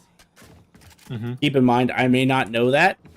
I can go look, obviously, but most of the time when I'm telling the story, I'm not like looking at your guys' sheets when I do it. Yeah. So, like, if you feel like it's something you should know, say something and I'll let you know yes or no. Yeah, and I feel like I've been pretty open with you guys, and yeah, like asking that. I think out of everybody, I probably out of our group ask the most questions. One enemy remaining. But I think it's also because I'm the new guy. True. Well, and Nilla just doesn't care. Yeah. Quite. Does Nilla not? She does. She doesn't ask questions. When it comes relevant. Couldn't just be friends, huh? I don't think she actually cares much about learning about the world. Yeah, that's the part that interests me. Like, I like the exploring I had part. to make him look at me before And firing. I like Vort. I actually really like playing with Vort because Vort's very chill. Yeah, I know. That's why I was really happy when he was like, "Hey, you got a spot open for your Wednesday game?" And I'm like, "Hell yeah, dude! Dude knows exactly what he's doing." So, yeah. Let me know if you guys, like I was telling them, let me know if you have a spot open up on Wednesday. I was telling Grim that, and I was like, because I enjoyed interacting with those guys as well on even the Walking Dead campaign for that day. That was. Yeah, one of the cool things about that group is that's where all our vets are. So, Brandon is a vet at this point. He's been playing D&D since one. He tells me all the time. He remembers when the first edition came out. And he's been playing since then. He actually said, and I didn't know this, but apparently in the military, like back then, they played a lot. He said like they would just have books. Okay, I saw. Bruh, think about it, right? Like, I had so many friends that joined the military, and then all they did was play World of Warcraft. So like, they got nothing but fucking free time. Yeah, exactly. So yeah, he's a vet. Man, I don't Grim's obviously a vet. Claire has been playing with me for 6 years. Guys, we're going, they won't even know. I was literally in his first campaign, which was our Saturday game, and he's played so many since. Omen, bro. Yeah. I'm literally lagging. But yeah, let me know if you guys end up getting another slot in there. I'm kind of seeing one opening up if you stop showing up. It's you and me. Who's that? That's the paladin, the snow elf. Oh, she's just. I mean, I understand military service or honor guard, whatever. It's some sort of military branch that she's part of or he's part of. I don't know. To be honest, I just know that it makes him show up, not show up, and sometimes he remembers to say something, but a lot of times he doesn't. Well, Yeah, I mean, no, I'd be more than happy. Like I said, and I like it. Like I was like my ex-girlfriend. I was like playing. I was like, this is like the one game I actually thoroughly enjoy in D&D. Like it's always normally pretty fun, but I like how much like immersion's actually in here, and like how much like it's there. You just have to find it. Like there's so much like forethought into it, and just like hidden Easter eggs, like you guys always say, and like there's. Neon.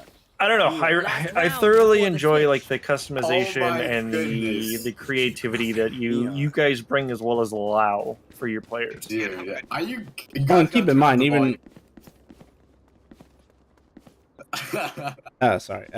even when this campaign's over, if your character's still alive, there can be interaction.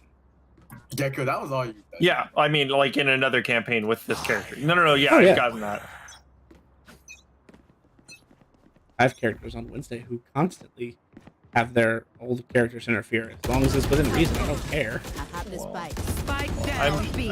As much as I hate to say this, Vale ends up getting taken over and turns into a bad person, which sounds like what's going to happen. And this new character is going to be more on the chaotic good. So he will probably try to kill Vale. Bro, I need to talk to you while I'm playing more often. Crack right now. Yeah, maybe it's you've been doing pretty good. Maybe it's the distraction part. Or It's my like age. it's all muscle memory. You're focusing on the conversation and your brain's just taking over. Yeah. Yep. Yeah, it's all just reaction. Yeah. Well, part of me is, it's my ADD. It makes it really hard to focus on things a lot. I have to multitask in order to get anything done. Yes, same here most of the time. So like, if I'm doing homework, it's like I have a show on, I'm listening to music, and I'm doing homework because I can't just sit there and do nothing. Omen, you monster! I mean it in a good way, I swear. Watch this shorty carry. Is it still raining outside? It was dumping rain earlier. But it's dry as a bone over here. It's supposed to rain tomorrow, but I doubt it. Yeah. I mean, Yeah. you know what? Even Vale could be the bad guy for next game. Who knows? And that's what I was thinking. Get Like, that it ace. definitely could be. Like, you can use the same image that I had. Oh. I really like that image. I think that's the thing I'm the most bummed about is like, I found like the perfect image for somebody to touch that hourglass. Yeah, I agree.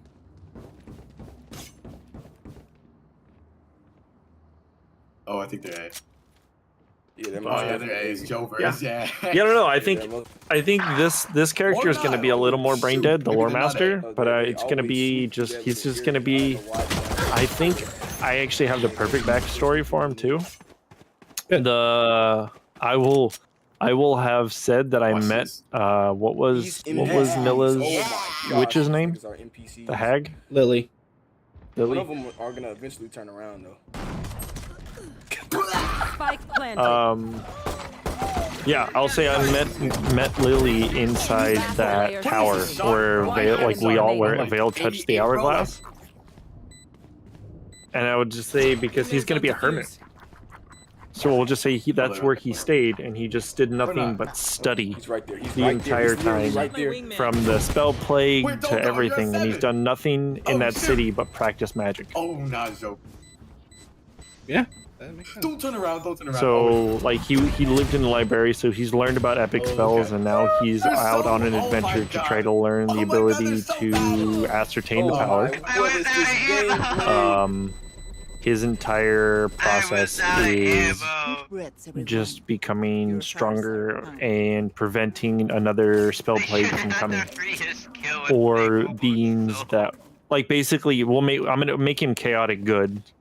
Yeah, but I think create him in a way that, like, his entire thought process is to kill anybody, like the guy, I can't remember the guy's name, that, like, made the spell plague happen by attacking Mistra. What was the wizard's name? That's a good question.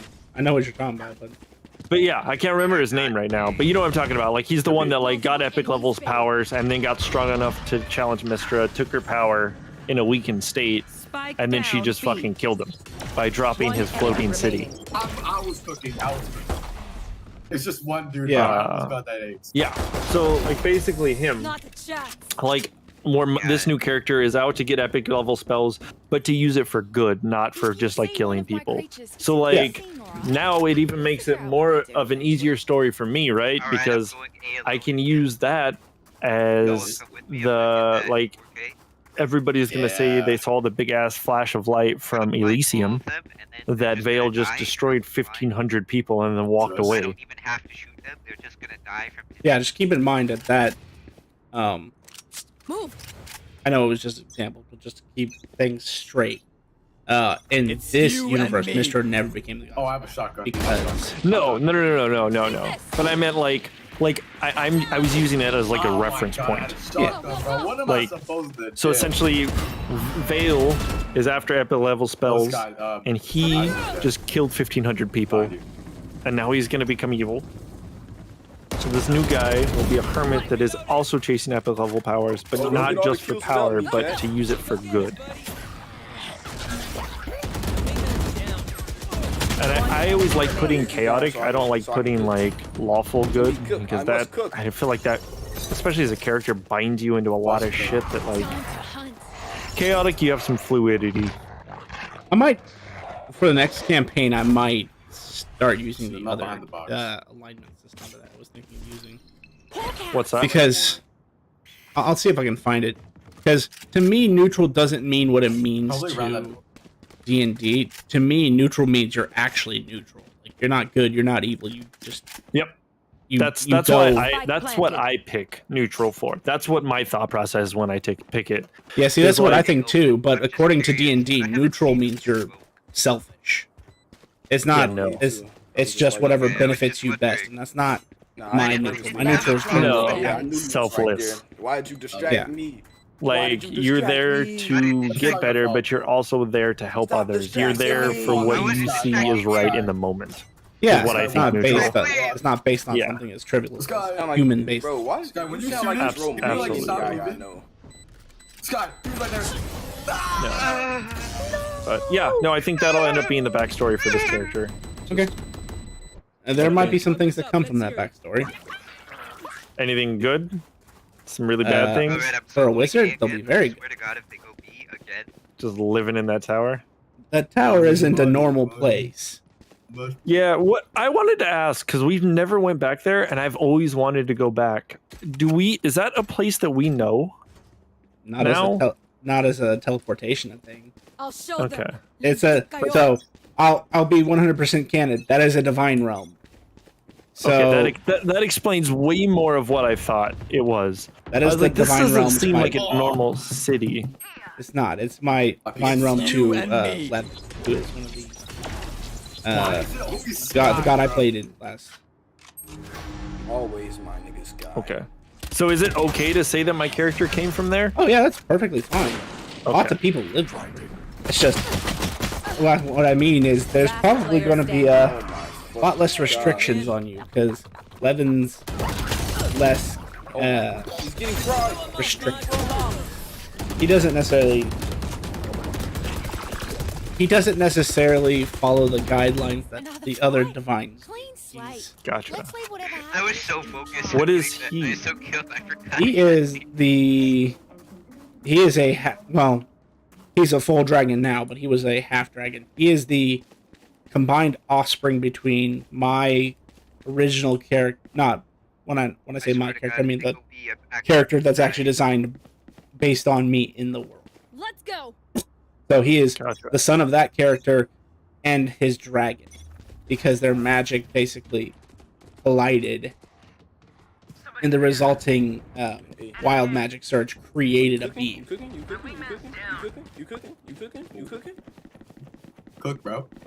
Gotcha. Okay. So child in the sense of not by DNA, but by their both their magics combining into such a way that it created a whole new being.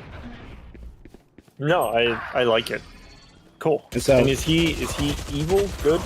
No, he is true neutral. Okay. Over 106. My ult's ready. I feel like, yeah, I don't know. I might go true neutral, but I think I want to lean more towards good with this. Like, one enemy remaining. Their ISO's literally I always pick true neutral. Yeah, that's my usual too. But Levin is he's part of the new what's called the New God. You don't deserve it. Which is new gods are basically mortals that have ascended to God. Okay. So if anyone could tell you how, he could value. But He to be would be the one fair, Go ahead. to be fair, he was a demigod because both his parents were gods. But he would know. He and Jim He both would would know. know. Yeah. Yeah. And that would open. I mean, this also kind of builds that arc, another arc in the story for our characters from going from epic levels into divinity. Thank you, Reina. It's you and me. He asked me. Not like not saying that it will. I'm just saying it opens the door for potential. Low client at TS. That's awesome, man. Look, I like this. May I ask as to items? I haven't decided that yet, but Okay. I figure we have at least 1 to 2 sessions before I need to have that character ready. I'm black. I'll face reveal right now. Maybe one. Am I at least gonna make it through the next session? And that slipped out. My bad. So you're the reason why we're in the Texas server. How dare you put us in the Texas server? SMH, bro. You're like, nope. Bro, I have like 54 kids. Neon, this is all your fault. Yeah, this is entirely your fault. Up and away. Dizzy has target. I'm tempted to tell them to just get good scrub. Oh, is there someone talking shit? Yeah, apparently they were all in another server, and since I'm from Texas, they got pulled into the Texas servers.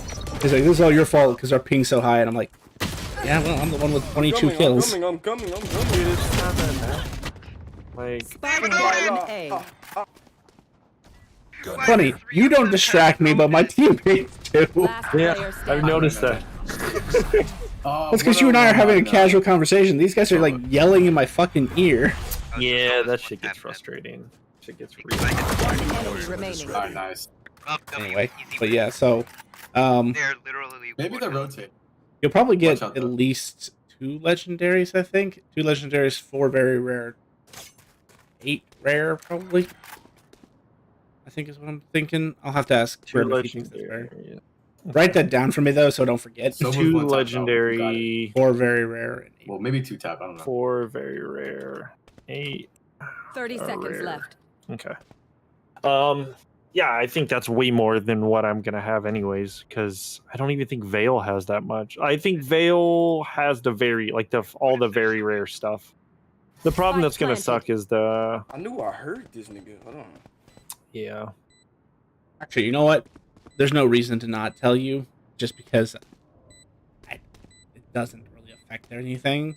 Mhm. But because you start in Levin's Divine Domain, which I don't remember what we called it now. I know it's half and half because half of it's Jim's, half of it's Levin's. But because you start there, you'll have access to all. Just the head. No way. Well, let me rephrase that.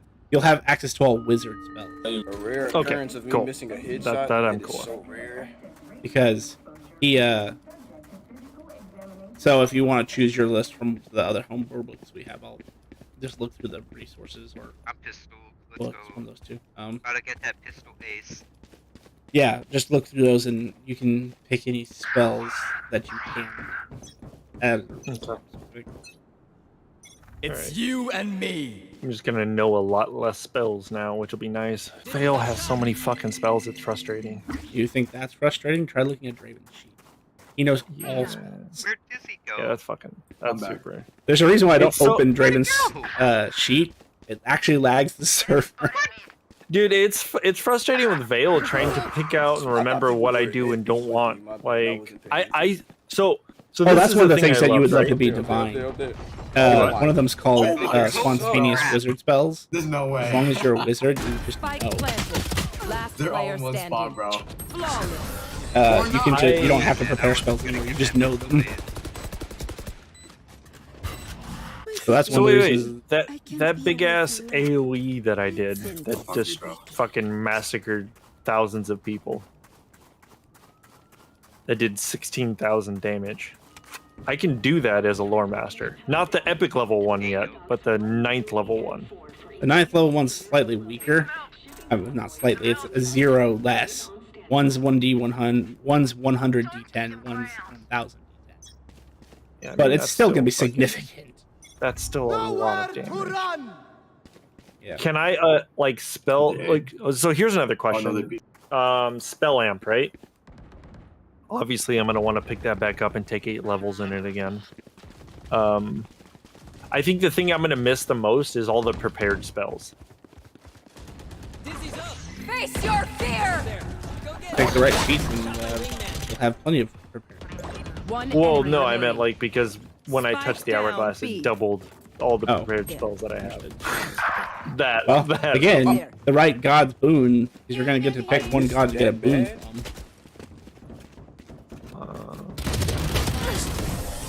I don't know if it'd be better to pick the divine god that I have from the land.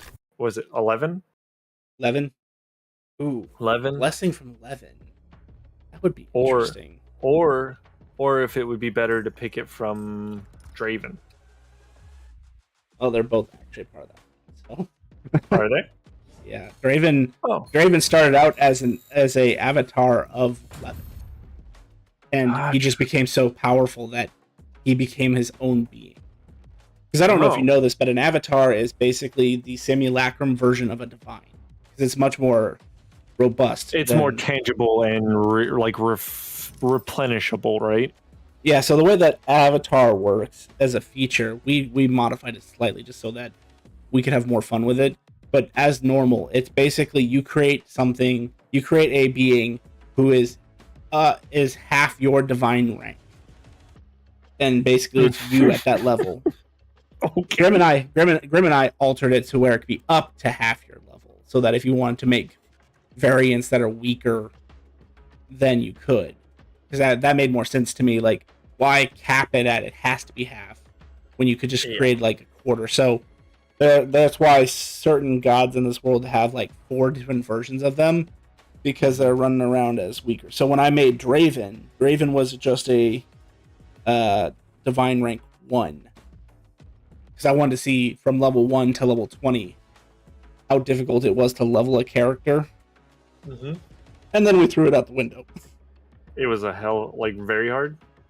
No, we threw it out the window because of the human thing. Human. So full disclosure, all the citizens you see that your character is going to interact with in Levin's world were once humans. Oh. Because Levin's mother is a god, a high level god.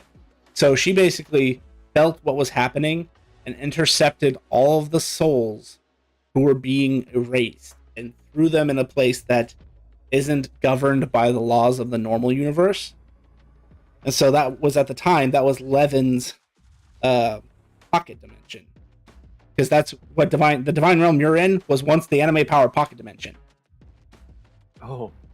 And it literally got evolved because 60 billion people were plopped into that demi-plane. And humans not an option in this camp, in Correct. this place, right? Correct. But you've probably met a few humans. You just don't know what they are. They're just humanoids that you've never bothered to learn the name of, because and I'm just gonna say, it's not because your character's not curious, it's because there's a force in play in the universe that just makes you apathetic towards the idea. No, I get you. I think the thing that's really gonna be interesting, right, is gonna be would my character have seen Vale touch the hourglass? I mean, we can certainly roll for it. It just depends on timing. If you want, I mean, actually, you know what? I'll say this. You can say it. You can say that if you want, or we can roll for it just for the sake of the randomness of it. But if you want it to be that he saw Vale do that, then yes. I think it would compel this story even more. So hear me out, right? Yeah. So I think we already know. Like I see, my character would he have seen the hourglass? Probably not. Well, how much time magic is he going to expose himself to? Like Dunamancy, temporal, quite a bit. quite a then bit. yeah, he probably would have seen it. He would have seen it. He tried to touch it, but couldn't fucking like get it to work. Like it just didn't work on him. No, that's actually not possible. So okay, so a more likely story.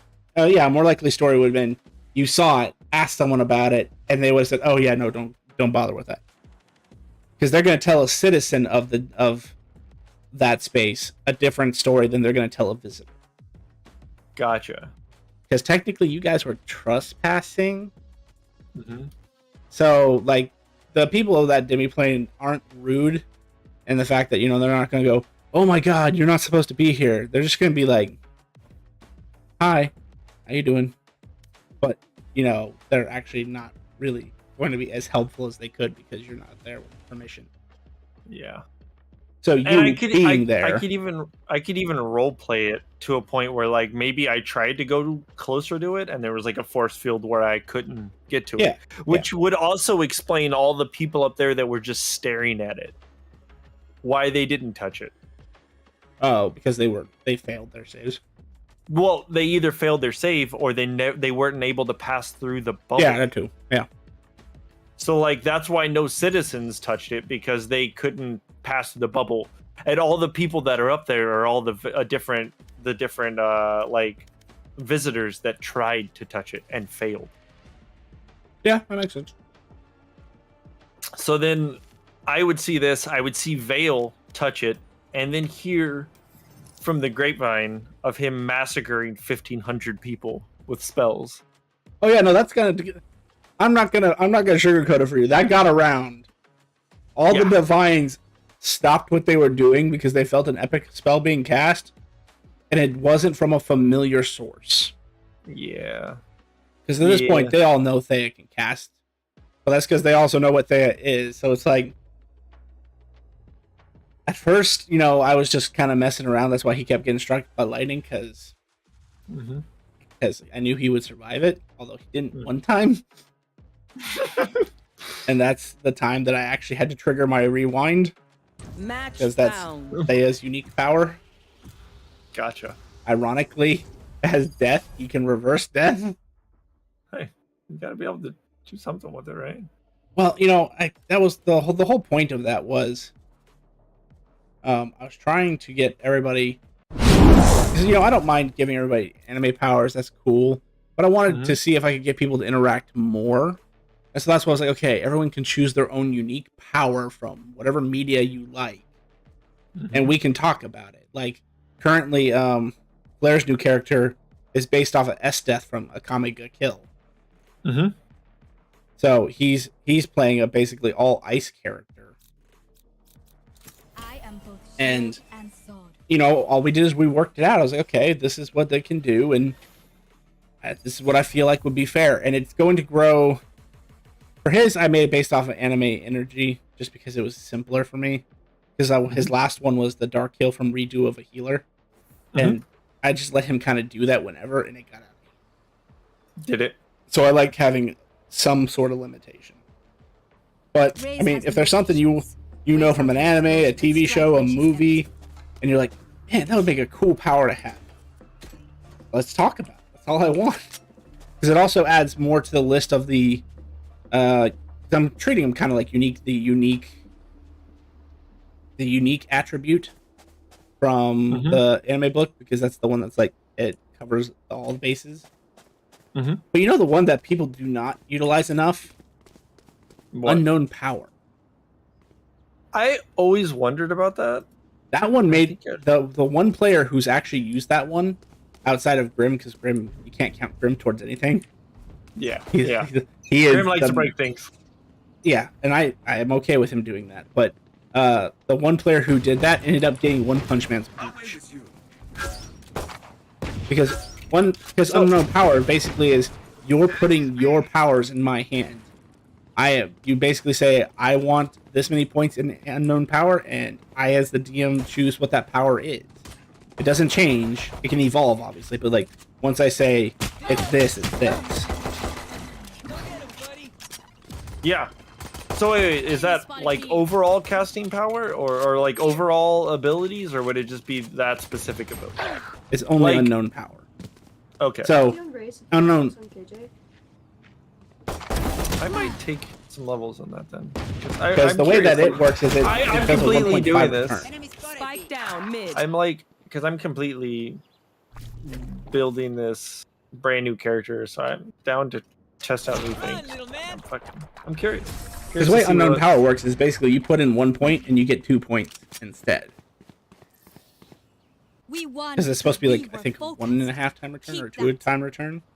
Mm-hmm. So, and then it's just up to me to either build the power, or what I'll do, if I'm just not feeling inspired, I'll take a bunch of the anime powers and put it in there.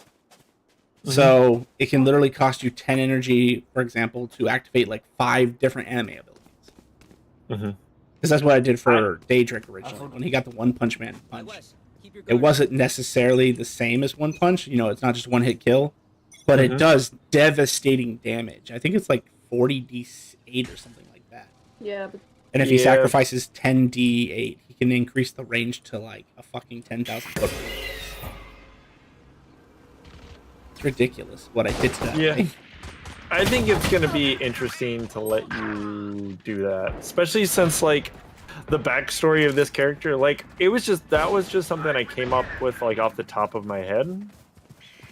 Was like the coming from the like that plane. Yeah. But like I think with you having so much influence and like knowing that, and you immediately laughed when I picked it. I think you're gonna come up with something pretty fucking awesome. Yeah. That was one of the reasons why I was laughing. Is as a wizard, normally you're restricted to vanilla spells / whatever book your class comes out of.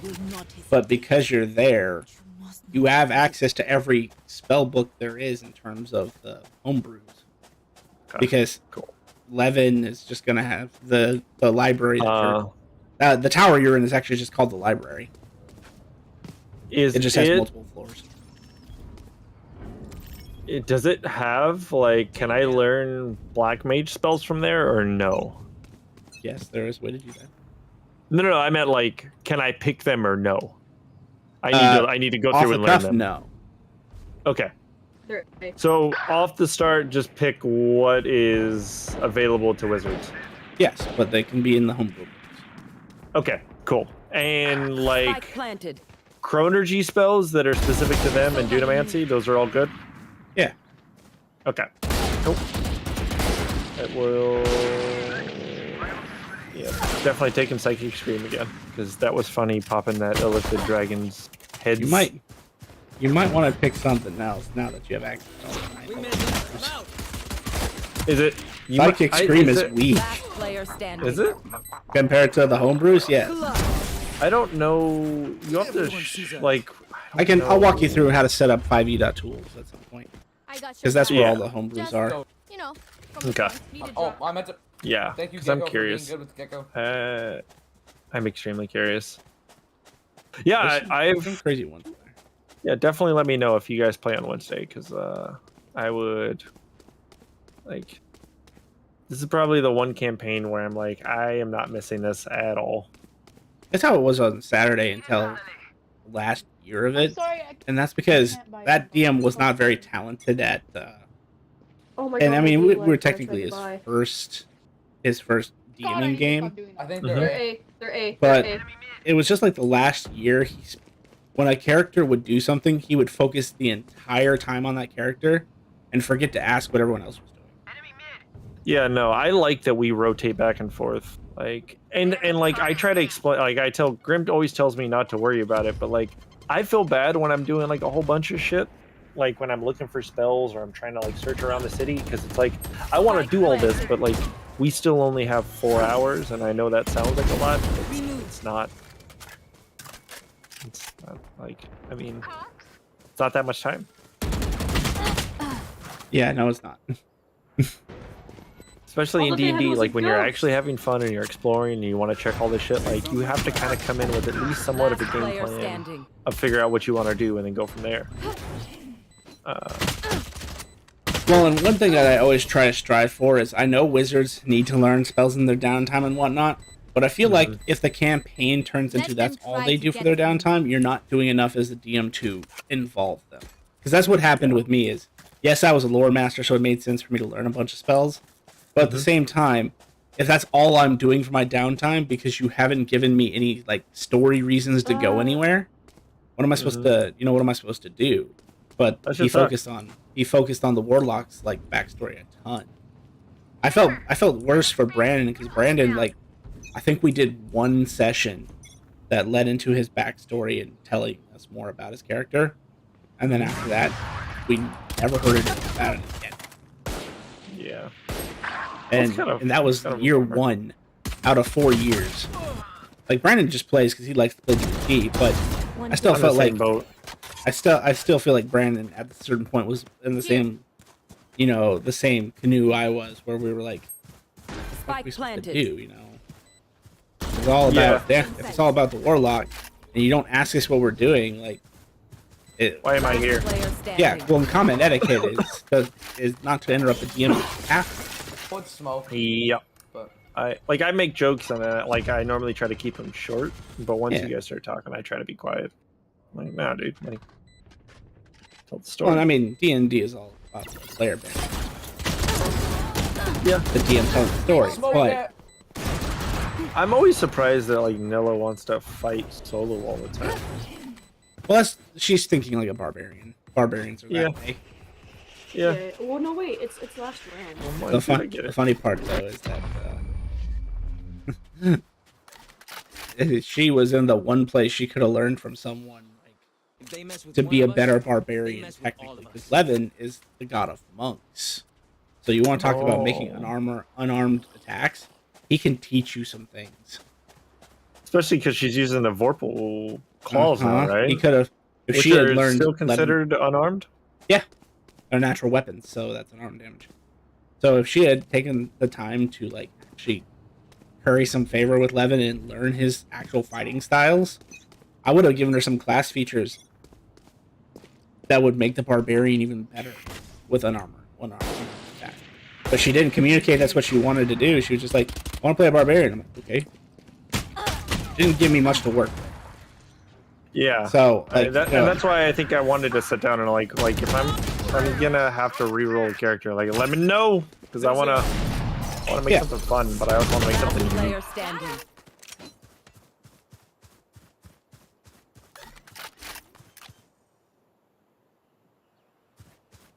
Spike planted. Yeah, no, I'm excited. I'm extremely excited for this. 3. Like I was worried because like, oh shit, like I had to make a new character, but no, I think this is actually going to be more fun. And I was kind of getting to a point because like I feel like at the point in the story that we're at now, 1 enemy remaining. I feel that like Convergent Futures isn't a good option. Like the Chronergy side outside of Initiative isn't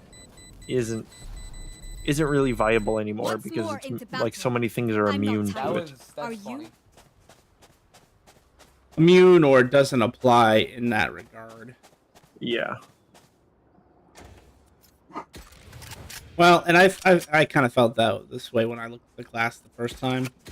Chronergist? Yeah, it seems like a really cool thing, and because it was kind of new, it was awesome. When you actually sit down and look at it, you realize it's a very mid-level. Well, mid-level. Once you get to high levels, there's nothing special about it. No, the Convergent Future is nice, but the fact that you have to take exhaustion levels is like kind of fucking detrimental.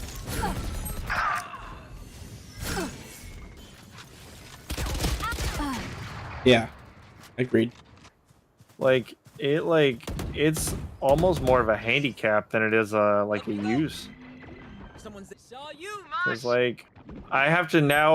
I've used this spell. I now have to take a long rest, and if I use it too many times, I'm gonna kill myself. Yeah. Well, that's where you would benefit from one of the features. One of the feats that lets you learn. No, it lets you learn. We got this. I don't remember if that's level restricted though. There are some features that allow you to learn from other spells lists, and then you could take day late, dollar short, obviously. But you could take Greater Restoration. I mean, I technically still have Greater Restoration. That removes your exhaustion. And that removes your conversion to future problem. From Wish. True, but that's wasting a 9th level versus using a 5th level. That is true. Plus, I have Vort, but I just don't want to use all of. Hey, Vort, I need to do this. Come cast your ability on me.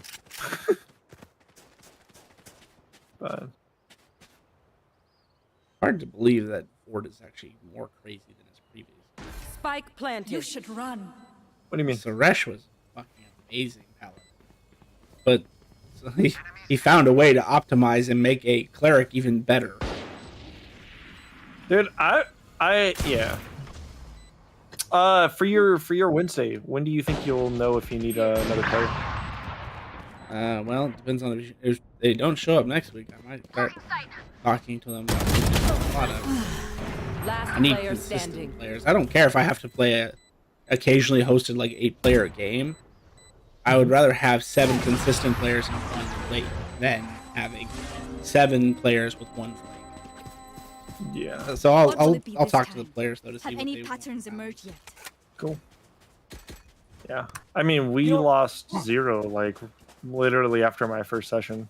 Yeah, and the only reason I didn't recruit after that is because I didn't want to be a dick to someone. How do I put this? There were players who wanted to play in Monday, but for those players to play, I would lose Grim. So. Whoa. Oh, wait. That's how much that one player pissed off Grim. You know a little bit about Daedric.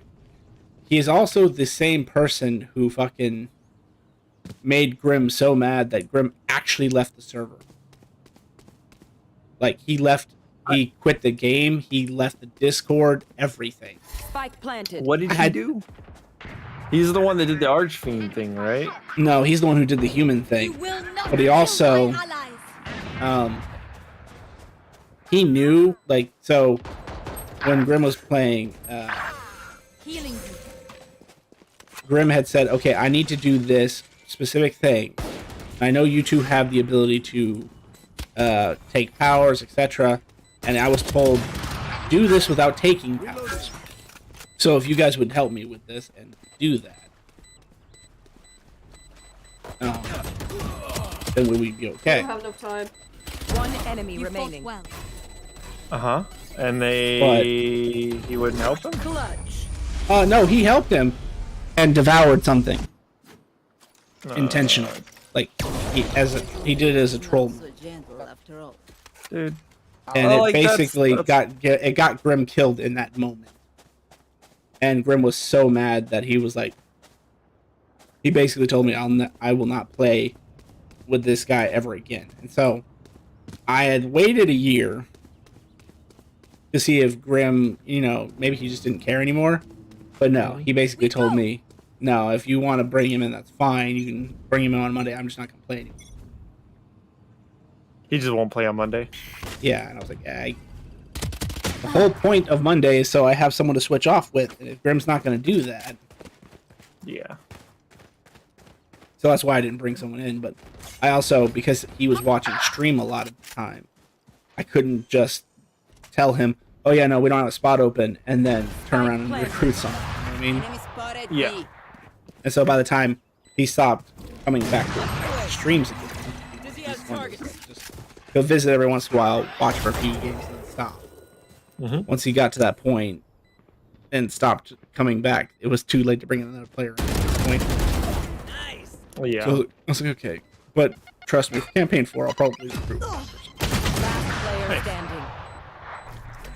Hey, they're both coming from mid. Yeah, I think I just got super lucky. I think Grim was also like impressed that I actually answered the question that he asked. I was like, dude, you didn't really ask anything. Like how? But I'm like, but people are fucking dumb and lazy. Yes. That's the thing, is they are either lazy or they would answer the question and then basically do the opposite of what they said they would. Yeah. And if you're gonna lie to us like right out the gate, you're not. It's not. It's not gonna go. No. No. And so I understand to some degree that it can be confusing that Grim and I DM Mondays. So there is a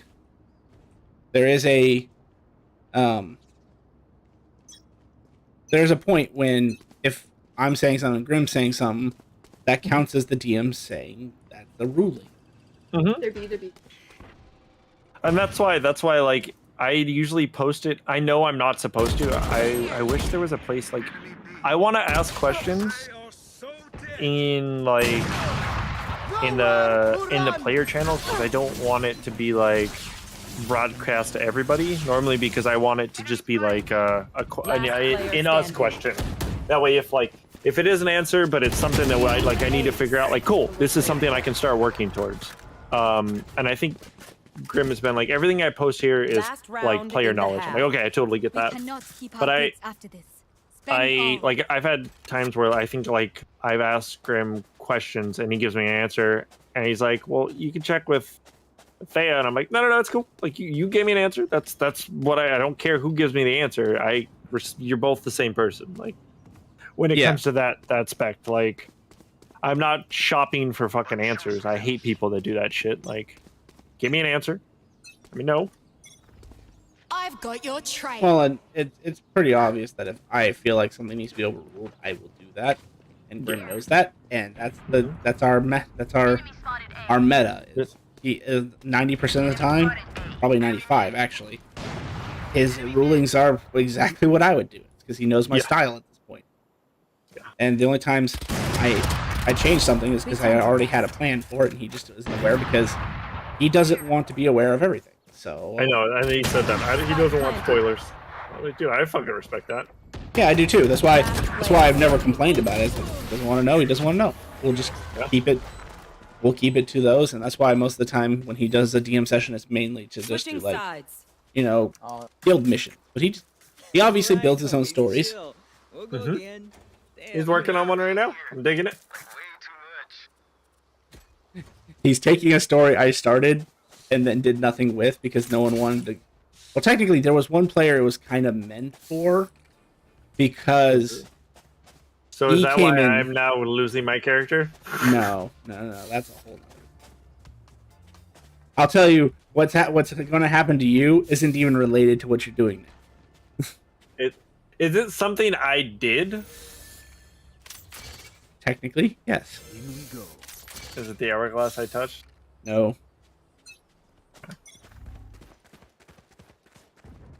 I don't know. I'm excited to find out. Because I'm sure it's going to be, like you said, I'm going to hit level 1 or something dumb's going to happen. I'm like, oh, okay. That's what it was. Enemy spotted mid. Imposter killed. Healing you.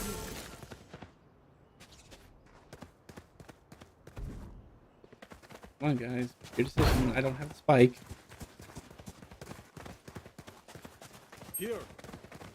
Yeah. Yeah. So, I mean... Go ahead. To be fair, no wish. No wish, though, right? Yeah, there's nobody here. Wish I still need to find. Cool. Out of curiosity, I very highly doubt would the Adventuring Guild have some shit like that? Probably not, right? Like Wish? Yeah. They do. They wouldn't let you. They wouldn't. They wouldn't sell it to me. No, because they technically answer to all. They act as both the mediator and the answer to all other guilds. Mm-hmm. And the Magi Assembly is specifically the one who governs the use of that spell. Okay. And I still need. Good thing I didn't make too much progress on Veil into the Magi's Guild. Will give them to me. Am I gonna be able to go back in there? As their character, depends on. Oh, that's what I'm trying. That's why I'm curious. Like, what is the trap? Is it the Let's go. spell casting level that let me in, or is it the Because they would have told me, right? Like what the trap was at the door, and I asked, but I never got a clear answer. That's because they don't have an answer. That's magic. That's magic so old. There's only two people left in the Magi Assembly who could tell you what it does, and they don't even fully understand what it is. Would my character have gained that knowledge through the study of all the books in that city, in the library? It's not a spell, so no. It's sort of a construct.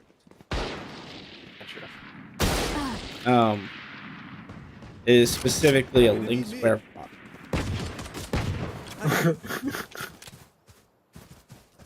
Gotcha.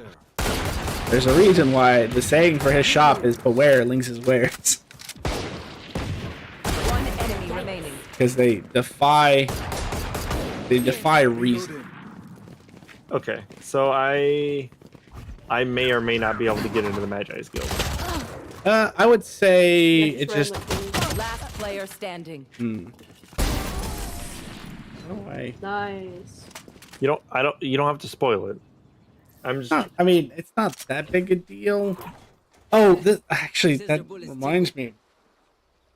What are you picking for your race? I'm trying to figure that out. Let's just say that is specifically what determines certain things about the Magi. Okay. The Haragon, because I was technically a Haragon. Custom lineage, like, is that gonna fuck me? That's the one. Okay. And it's not because I don't want you to pick it. So, full disclosure, if you pick custom lineage, you're gonna have to change your backstory slightly. Would I? Because custom lineage, to me, is isekai. What is that?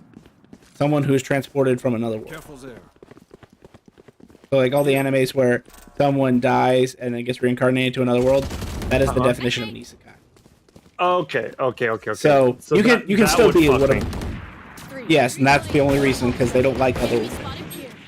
Okay, but my backstory is still from another world. Well, you're from not what I mean. I mean actual like outside of my multiverse. Oh, okay.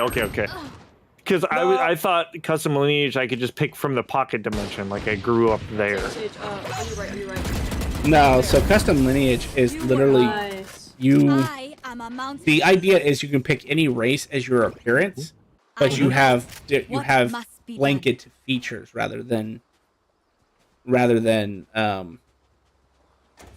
What is you have blanket features rather than racial. Like favorite egg?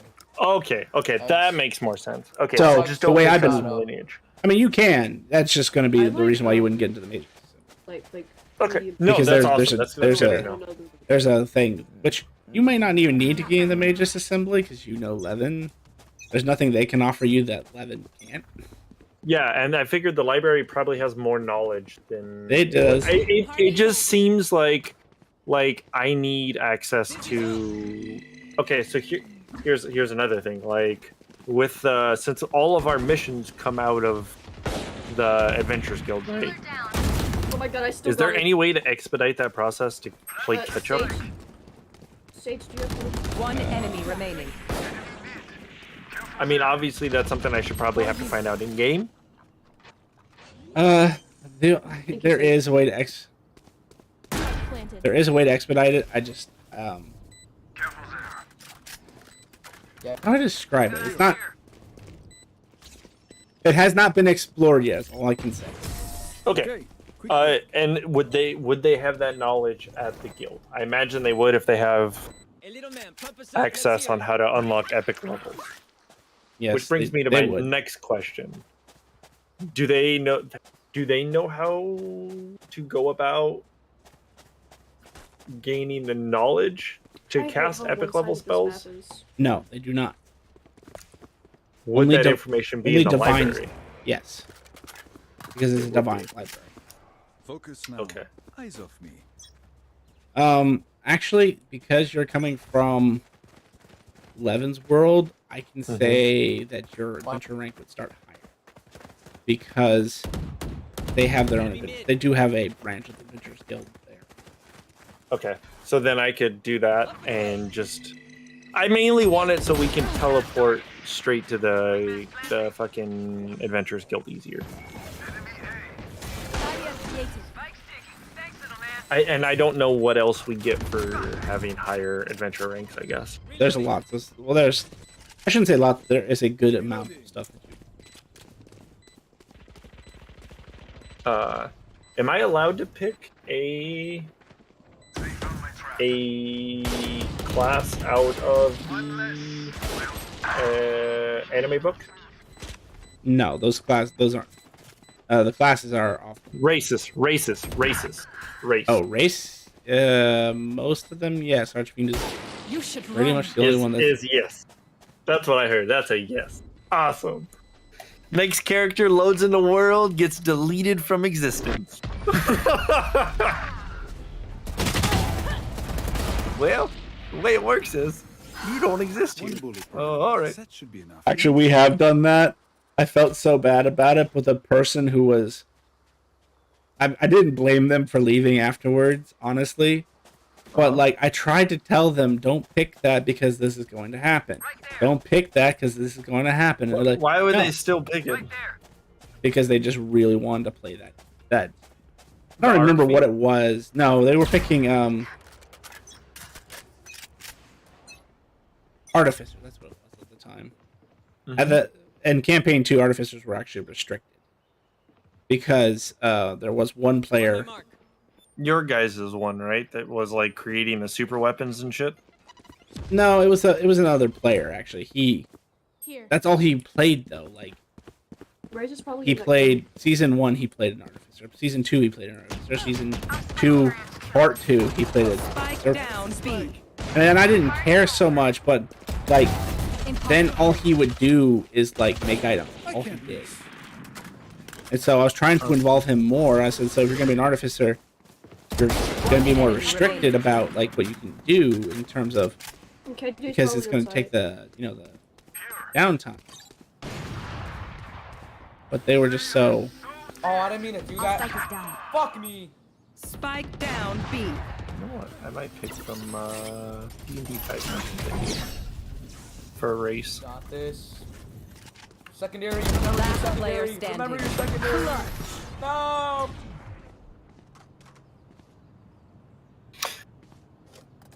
They don't have a single life worth saving. That would be fine, right? Yeah.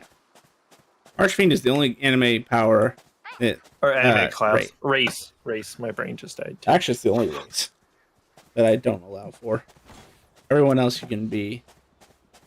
And Artificers are no longer restricted. I was literally trying to get him to just try one other class. And that's all I was asking. And I was like, bro, I'll let you pick, but there's going to be a 50-50 whether you can actually, stay as that class. And if you do, know that you're going to be ostracized because Artificers have done some sketchy shit. So people don't like them so much. It's just like when one of the characters who came before you, Dylan, he wanted to keep playing these odd characters. I was fine with, whatever. But he wanted to play basically a giant centipede man. And then expected that to not, have any form of... A repercussion when interactions in the world? Yeah, well, I've said since Campaign 1, monstrous characters are going to have consequences because they're monstrous. Like, for example, his very first character in the campaign from Campaign 1 was a Wendigo. So, literally, I think Session 3, he wanted to roleplay into that, so he picked up a kobold, drug him behind a building, and started eating him. And the kobold was still alive. Because at that time, there wasn't the crystal system, and so I ruled that unless you actually go and kill a monster, it would be just like players, where, you'd go down there unconscious, but they're not dead.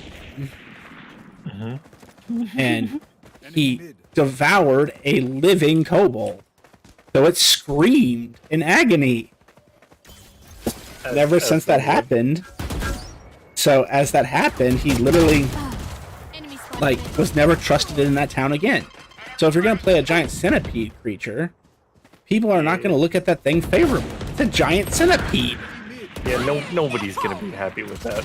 Last player standing. But he was just so adamant to play it, and then he got mad that they basically arrested him for being a centipede.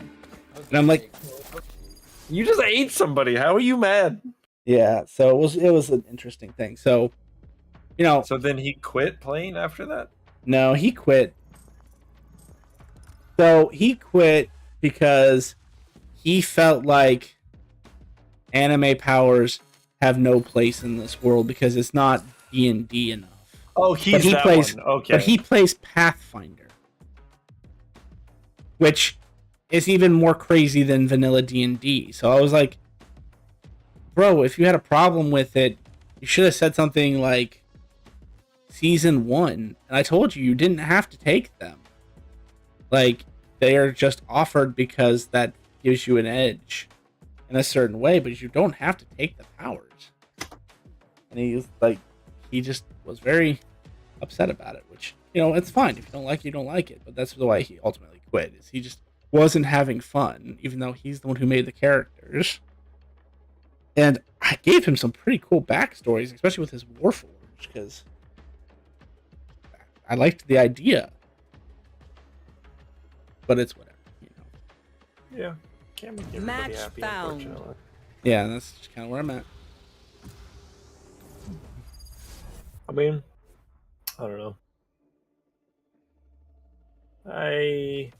Like I said, I enjoy the creativity and the options. Like, just because something doesn't work out the way I want it to doesn't necessarily mean that there isn't 20 other ways it could work out better. Yes, that's part of this campaign. Is if you want to do something, then make sure you think it through, because there are other ways to obtain. There's barely anything in this multiverse setting where there's only one way to do it. Well, yeah. So can I ask this? How did we, did it just end up being like we just ran into the option? Like, I felt it was kind of like a give me for when we ended up getting at epic levels. Was it just because I was like missing out on so much EXP and everything at that point? No, that you guys actually felt that, or did we? You guys did something that unlocked it. What the hell did we do? That's what I'm trying to remember at this moment.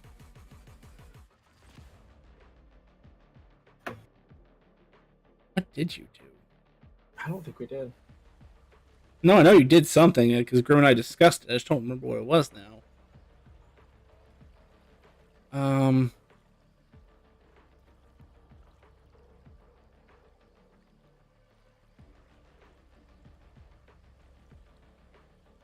Because you did a specific quest that was for that, but it wasn't an Adventure Guild quest. It was an actual something your characters took on as a personal quest.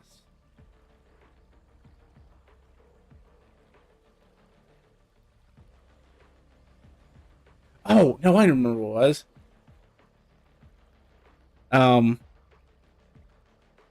Yeah, that was unlocked because they had to do something. Oh, right. No, it's because Thea gave you guys your first set of epic levels because of Tragedy. Because he became aware that Tragedy was hunting you. And there is no possible way for a normal party to survive against one of those things. And Thea cares just enough about you to give you that kind of power. Well, Thea's not going to give a shit about me. He does. Anymore.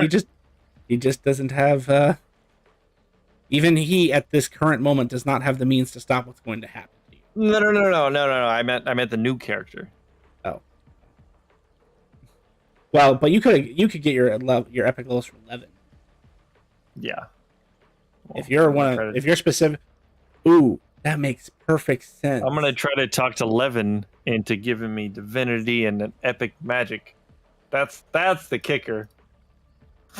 Let's say that you had joined the Nocturnal Tempest. What is that? That is Levin's specific company, which is basically a adventure ran part of the Adventurers Guild. So if there's the Adventurers Association, which is the overall umbrella. The Adventurers Guild are the specific branches in each city. A company is when a character, or like Levin, for example, has reached a point where they feel like they could do better running a company or running the guild.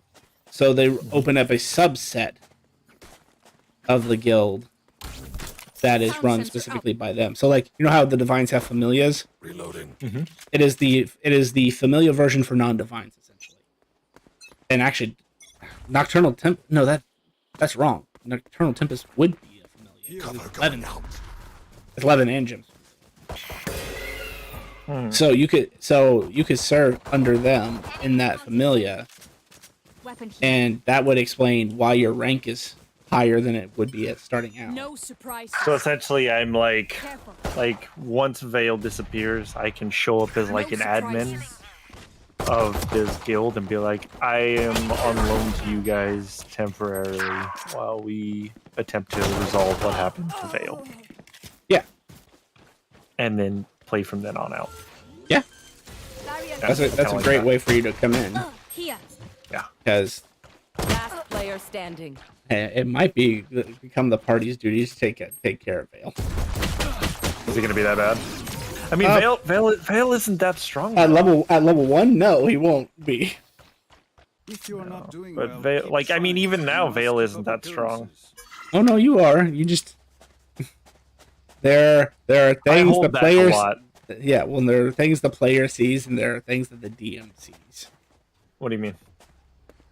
I know things about this world that your character's not aware of, but you can definitely do right now.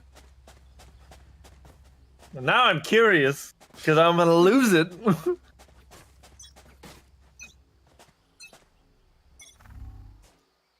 But I also don't want to know. What do you think that for an image for the new character? 1 second. Stealing sight.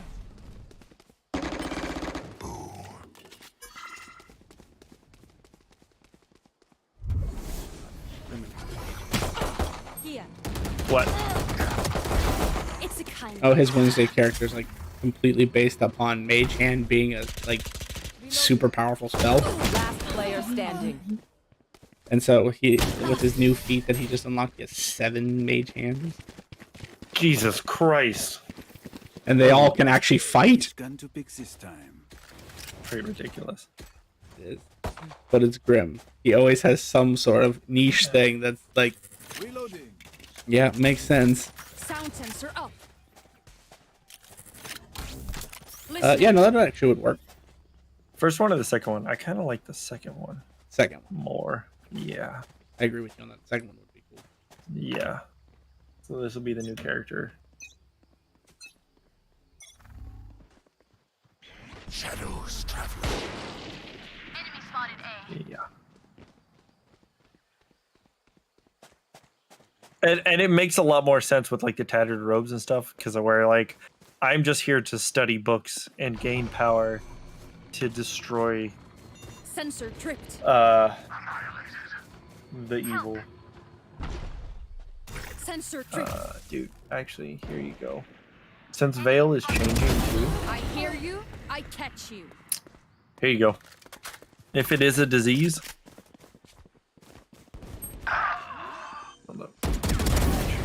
Okay. this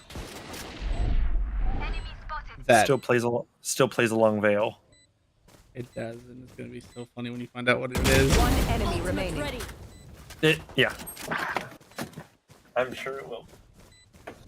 But I think that's a good indication for him.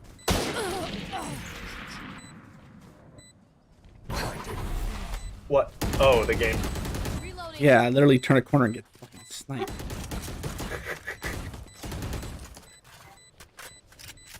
Yeah, she just failed. Aw, thought you tried Yeah. harder. All right. All right. Now we'd have to figure out what race.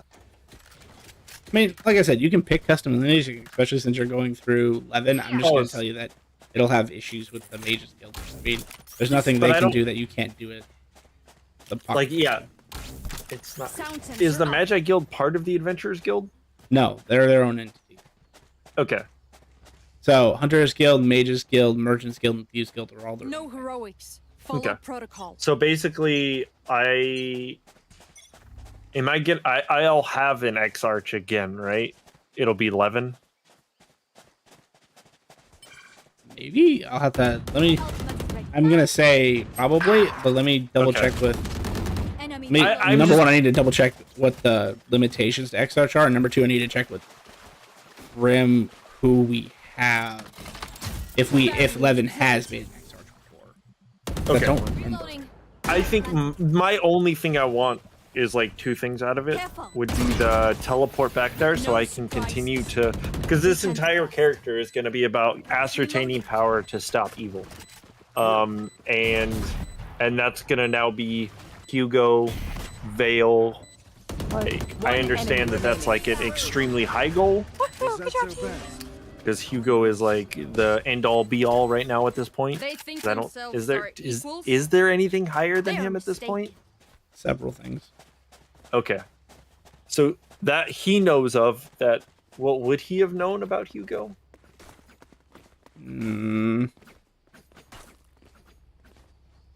Probably. Because Levin- of all the Levin studying would've- of books and everything like that, right? Oh no. Hugo is not Let's take common. what they have. You would Not not find yet. him in a book. He was literally just born. Gotcha. But Levin would know about him. Oh yeah, because he's a fucking. If there's a threat level, he would be a galactic threat level. Okay. And the ones above Hugo are considered multiversal. Okay. That's the scale. It goes from galactic to multiversal for him. Is there anything above that? No, Okay. Or not yet. I don't think. I think multiversal is literally something strong enough to end the End all multiverse. be all? Yeah. Yeah. End all be all? Yeah. Okay. Cool. Frost was a multiversal. Who? The guy from One who's enemy from remaining. Coruscant. He was a multiversal from campaign 1. Not anymore now. Do you lose power? No, because the systems that were in place then aren't the systems that are in place now. He was strong. He was strong then. He would be considered very mid now. Okay. He's still a fucking dangerous threat. He's probably on the same level as Hugo. But there's lots of things he can do to get that level up really quick. Yeah. Like, look at Hugo. Look what he did, that little fucker. He didn't do that on purpose, though. That was No. completely. That was somebody fucked up, and I rolled a 97. Yeah. We don't talk about that. But see, that's another example of while you didn't do anything as a character to do it, the player got to decide. How Technically, fucked up is fucked up? Here you go. My territory, my rules.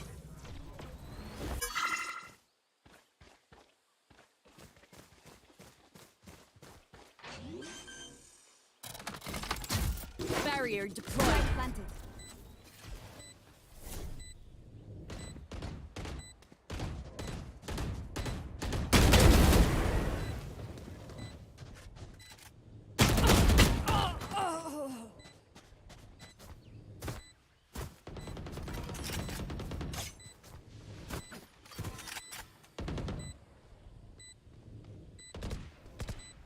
Enemy and defender spawned.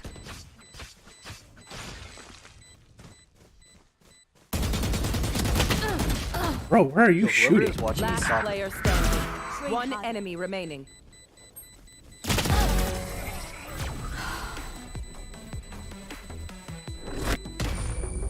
Nah, I won't be toxic. It seems these strangers want me dead. I want to say though, like They're not so first. he literally shot behind the guy every step of the way before he died.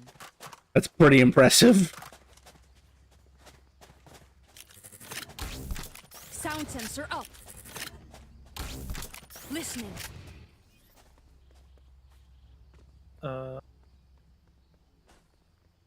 Have you ever played, or have you ever watched the Evil Dead series? Watch what? The Evil Dead? Oh, yeah. Dude, that. We need to get Bruce Campbell in here. That's what we need to get. Cool. I hope you know that.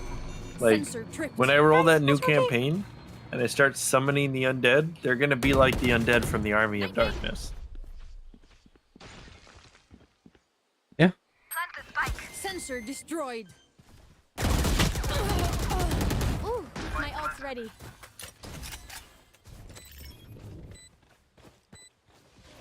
They are so dead. Just fucking derpy and hilarious. One enemy. Well, you're already a better necromancer than the necromancer who came before you. What is that? Because he was like... Last player standing. He basically was like gonna be a lazy guy. So basically, like his undead would basically just feed him and carry him around in like a palanquin. And What? so exactly, you know, like the little things they use in Japan Oh yeah, and yeah, China. yeah. Sound sensor. But that was gonna be his whole thing, was He just wanted to be chauffeured around. lazy, and so his undead were literally just gonna do everything for him. And I'm like, okay, that's cool. It's not a terrible idea, but it's just weird. I mean, it's pretty bad. That means you're literally dedicating limited summons to do this.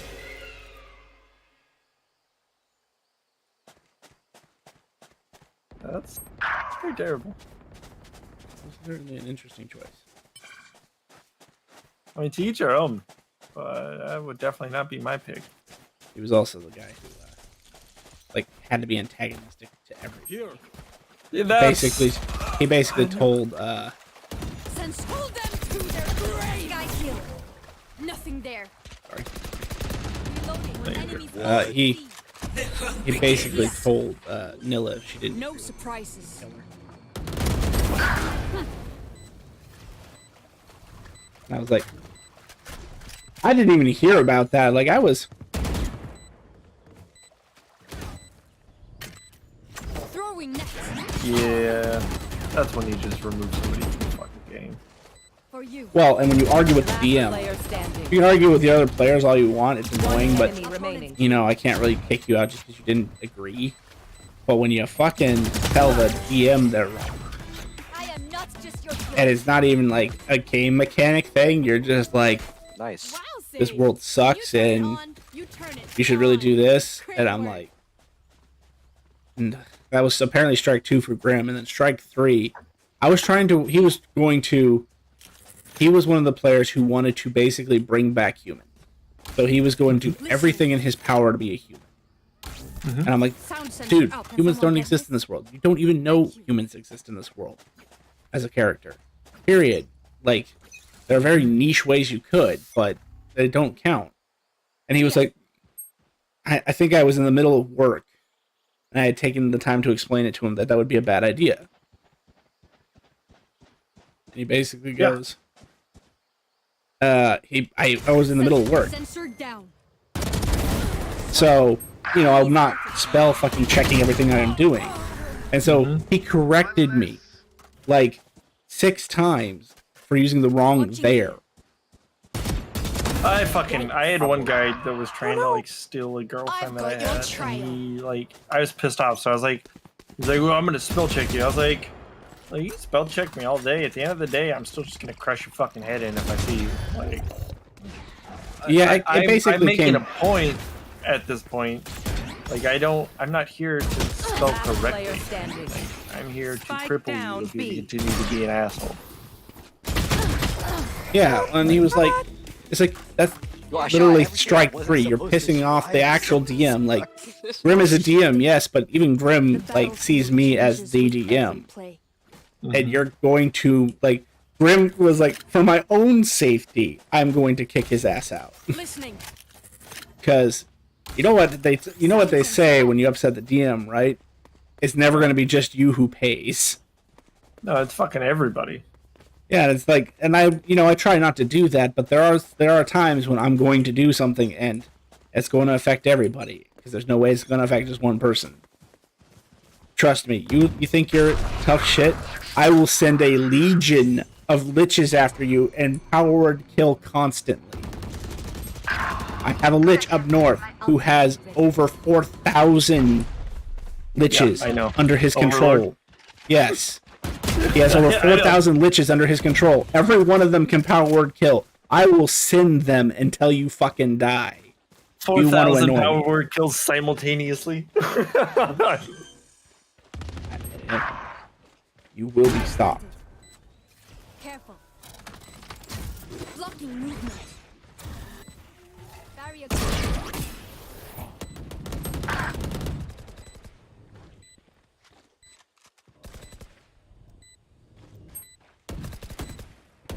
Enemy spotted A. Blocking sight.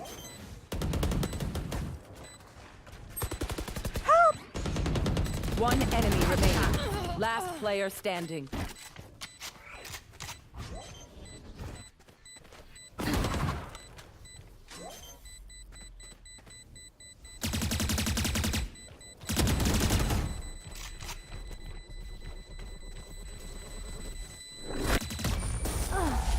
Yeah, so it's like Grim's like, for my own safety, this guy's got to go. Yeah. There's no need for the Because there are things that I can do that even a keto can't stop. Well, yeah.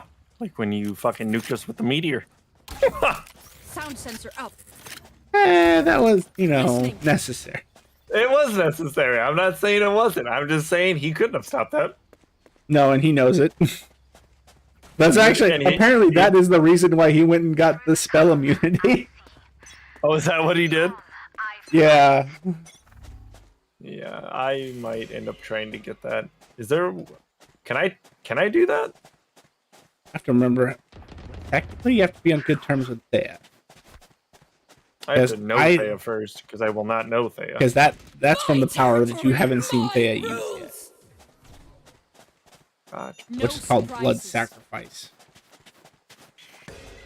One of Thea's second abilities. It's actually, so, Rewind was not his first ability, Rewind was his second ability. Gotcha. His first ability was called Wasted Potential. Nice. And basically every body he comes across, he could take and steal one power from and give, at the first level, he could give himself a power as long as he had another person besides himself to give it to. So that's how Aikido got a bunch of his powers, is every time I wanted something for Thea, I was like, hey Grim, you want this? Because he just, Thea hasn't trusted many people to offer that resource to. Because, if he's only known you a day, he's not going to make you more powerful because he doesn't know if you're going to turn on him. Absolutely. Well, I mean, Vale wasn't planning on turning on him, and that's about to happen. Hold them to their grave.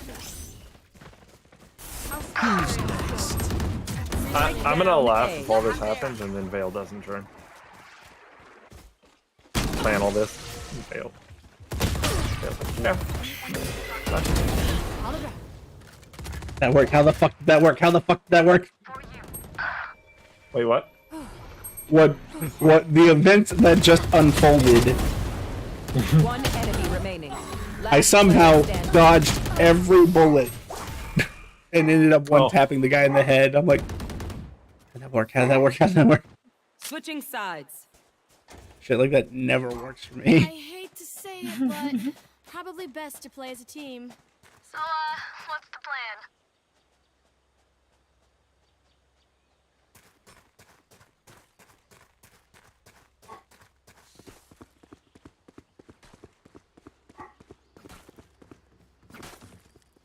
Aikido's... Is Aikido only 20? No, he's epic level. Okay. He's higher level than I am, right? I would think so. Oh, no. We are immovable. I feel like he might does. be. I feel maybe it's just the clones of why do- he they do a lot of seems work. so fucking strong. Yeah, he took the clones and ran. Yeah. Yes, he does. Which I appreciate. Deployed. They walled me up. Reloading. I'm so sorry. I tried. Spike planted. One enemy remaining. Let's just end the fun. Nice. For you.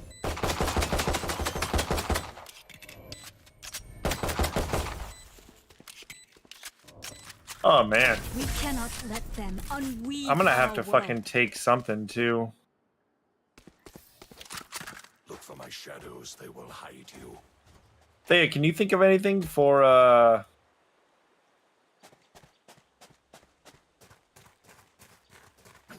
extra spell points?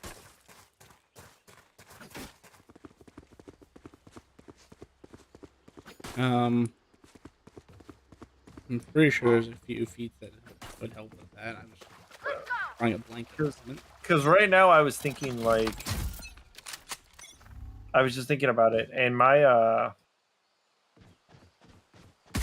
I'm about to lose so many spell points and prepared spells.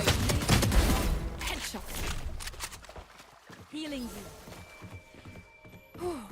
Right. I ding Deadlock. She could. And it's I thought I had more than enough, and I was never gonna run out. And the way I've been using them on my other character, I'm starting to blow through all of them almost every time now. Yeah, because we're fighting much harder shit.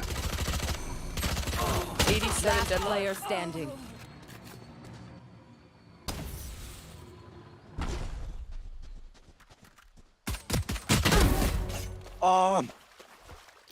And that's why the Dragon Rider Matches is so OP, because they can cast spells without using spell points.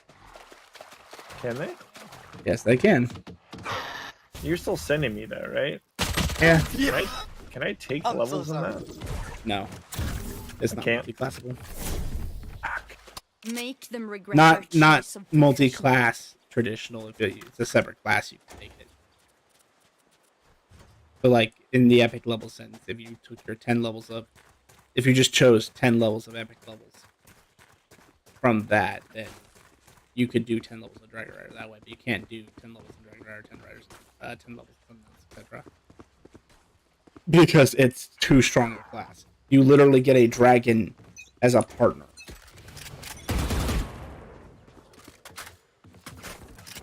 And I mean, it gets up to ancient level, so it's not like the other subclasses you see that give you stupid things like, oh yeah, here you get the dragon wormling, and eventually it gets up to a young dragon. Well, I mean, you looked at the overlord class, right? The what? The one that I sent you? Yes. Where it's like at like level 20, you can summon like adult ancient Draco Liches, 2 of them. Yeah, that's you guys. They're not ancient. Yeah. Yeah, exactly. There's a drastic difference between an adult and an ancient dragon. Yes. Last So- player standing. One enemy remaining. Oh, I almost threw that. But yes. I hate the wind girl. My ult's ready. Okay. Yeah, because I'm just like, I'm gonna run out of spell points and be useless so quickly. Trust me, they will make mistakes. When they do, take advantage. I can help you optimize that when Okay. I'm not in the middle of doing shot. No, you're good. You're good. I'm just trying to think of more overall for this. It'll be, yeah. No, I'm extremely excited for this. At first, I was like kind of bummed, but like now that we're actually sitting down and talking about it, I'm excited. I wanted to ask, what is your current classes for Wednesday? Shadows. That's a good question. So Thule, sorry, Robert, because he had his name stolen by a fairy. Robert is a dragon rider. Nate is a paladin, I think.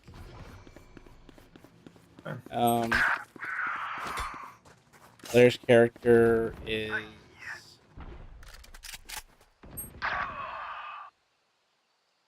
I'm drawing a blank. What his character is. I know. The only thing I remember about him right now is the special power we talked about. Vort's paladin, right?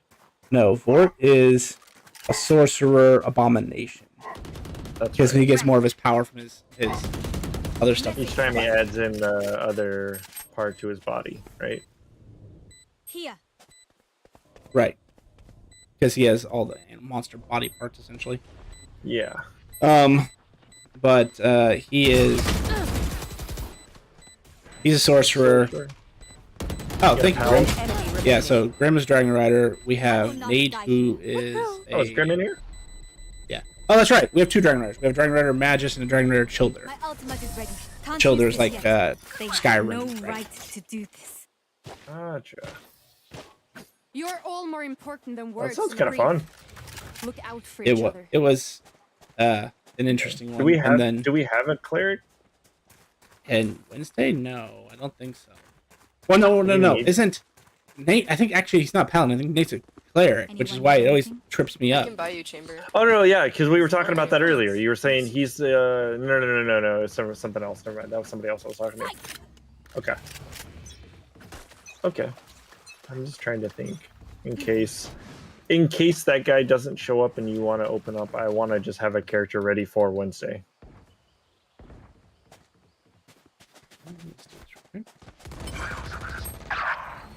Spike down. B. What's up, Nikito? Hold them to their grave. Grim. Or I call you Keto. Reeling them in.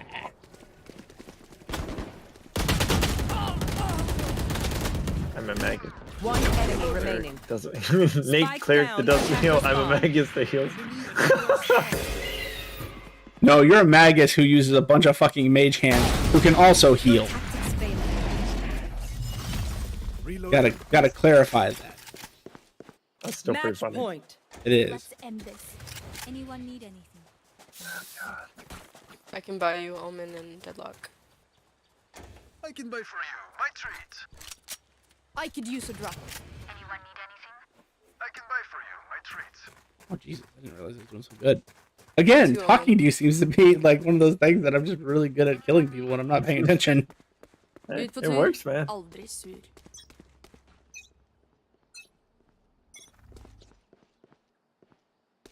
Does Grim know? Who's next?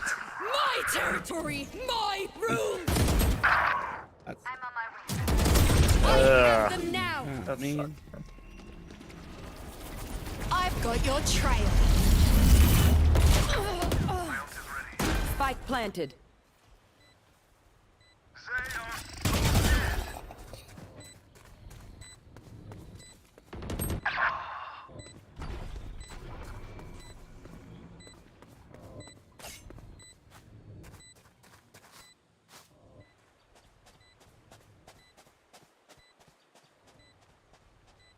So, to answer your question, our comp is all over the place, but a bunch of casters for the most part. Okay. Last player standing. I might have. I don't know. Flawless. That was bad. Stand tall. We are Valorant. We are fighters.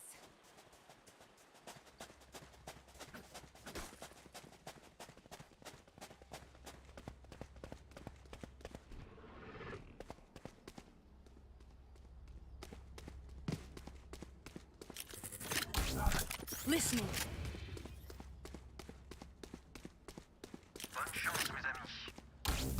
Sound sensor up. Shadows traveling. I win again. Wonderful. I'm on my way. My ultimate is ready.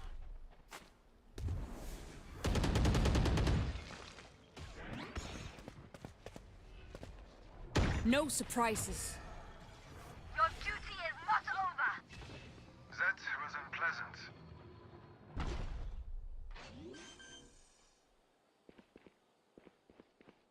Spike planted.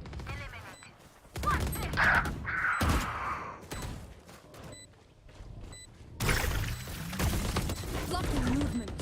Sensor tripped. My ult is not ready.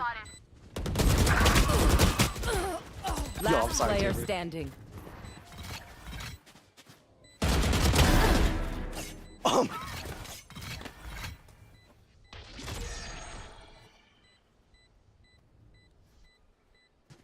enemy remaining.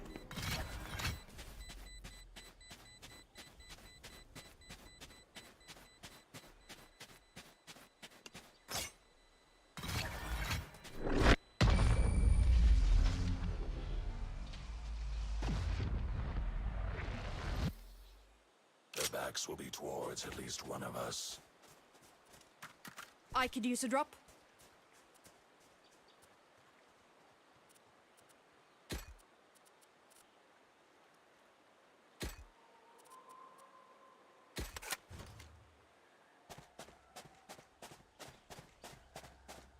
Guys, I can buy. I need this. Take off. Come on. Right now. I could use a drop.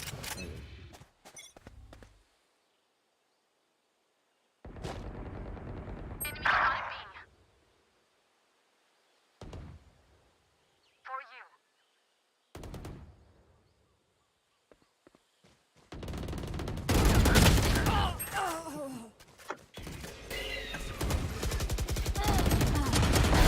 Poison's gone. Gun here. The hunt Spike planted.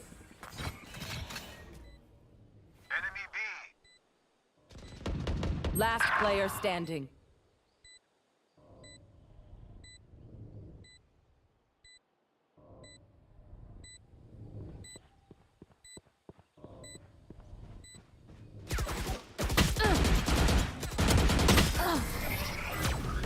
I do love that. Once more into battle. I'm not tired. Are you?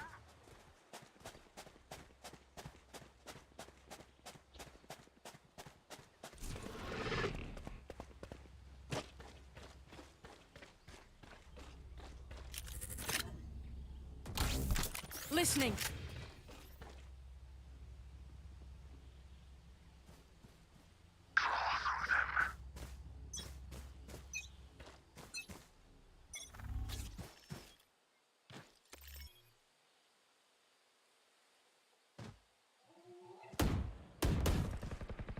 Enemy A. Here. I think.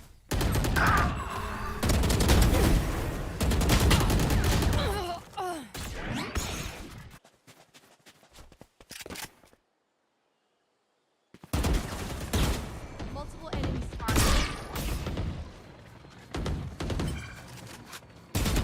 My territory! Mine! I have them now!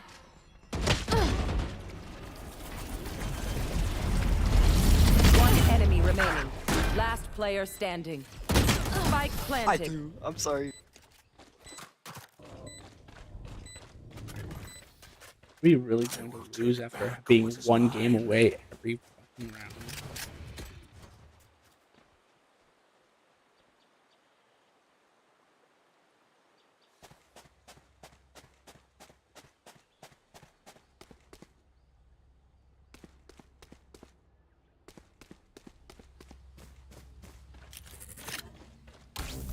Listening. This is gonna be fun. Who's next?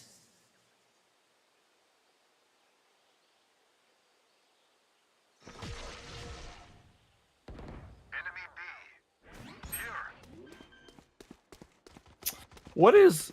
Thea's not a Spike planted. caster. Like the base class. Ancient hero. Ancient hero is whatever. Hold them to their grave! God. I don't think so. Blocking sight.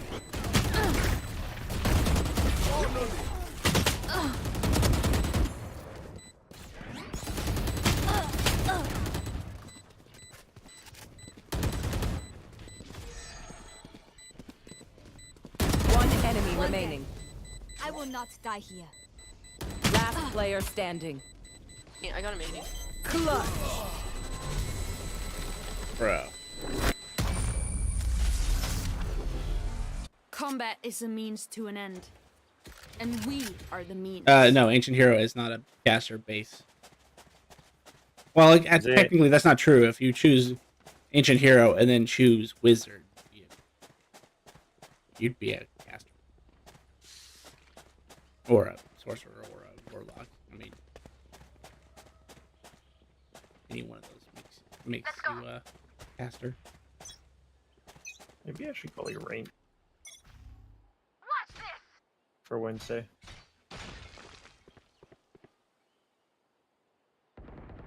Yeah, that's a good way to Multiple put it. enemy C. Enemy spotted C. They are so dead. I've got your trail. Multiple enemies C. Enemy spotted C. Spike down, C. Spikes here. One enemy remaining. Artificers aren't that good, are they? All enemies accounted for. Nice. Defenders win. Artificers aren't what now? They're not that good, are they? I mean, they can be. It just depends on. They have more roleplay potential than actual like combat potential.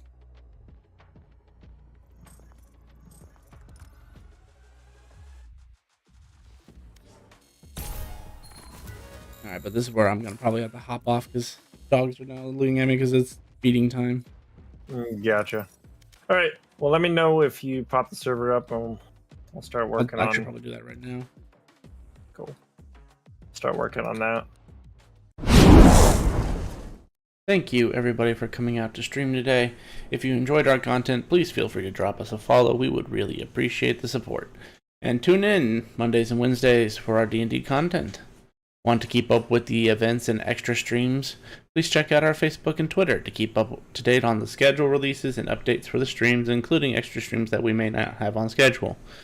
And if you would like to see previous content that we've done, check us out on YouTube at Epitaph of Creation. Thank you so much for coming out today, and have a good night, everybody.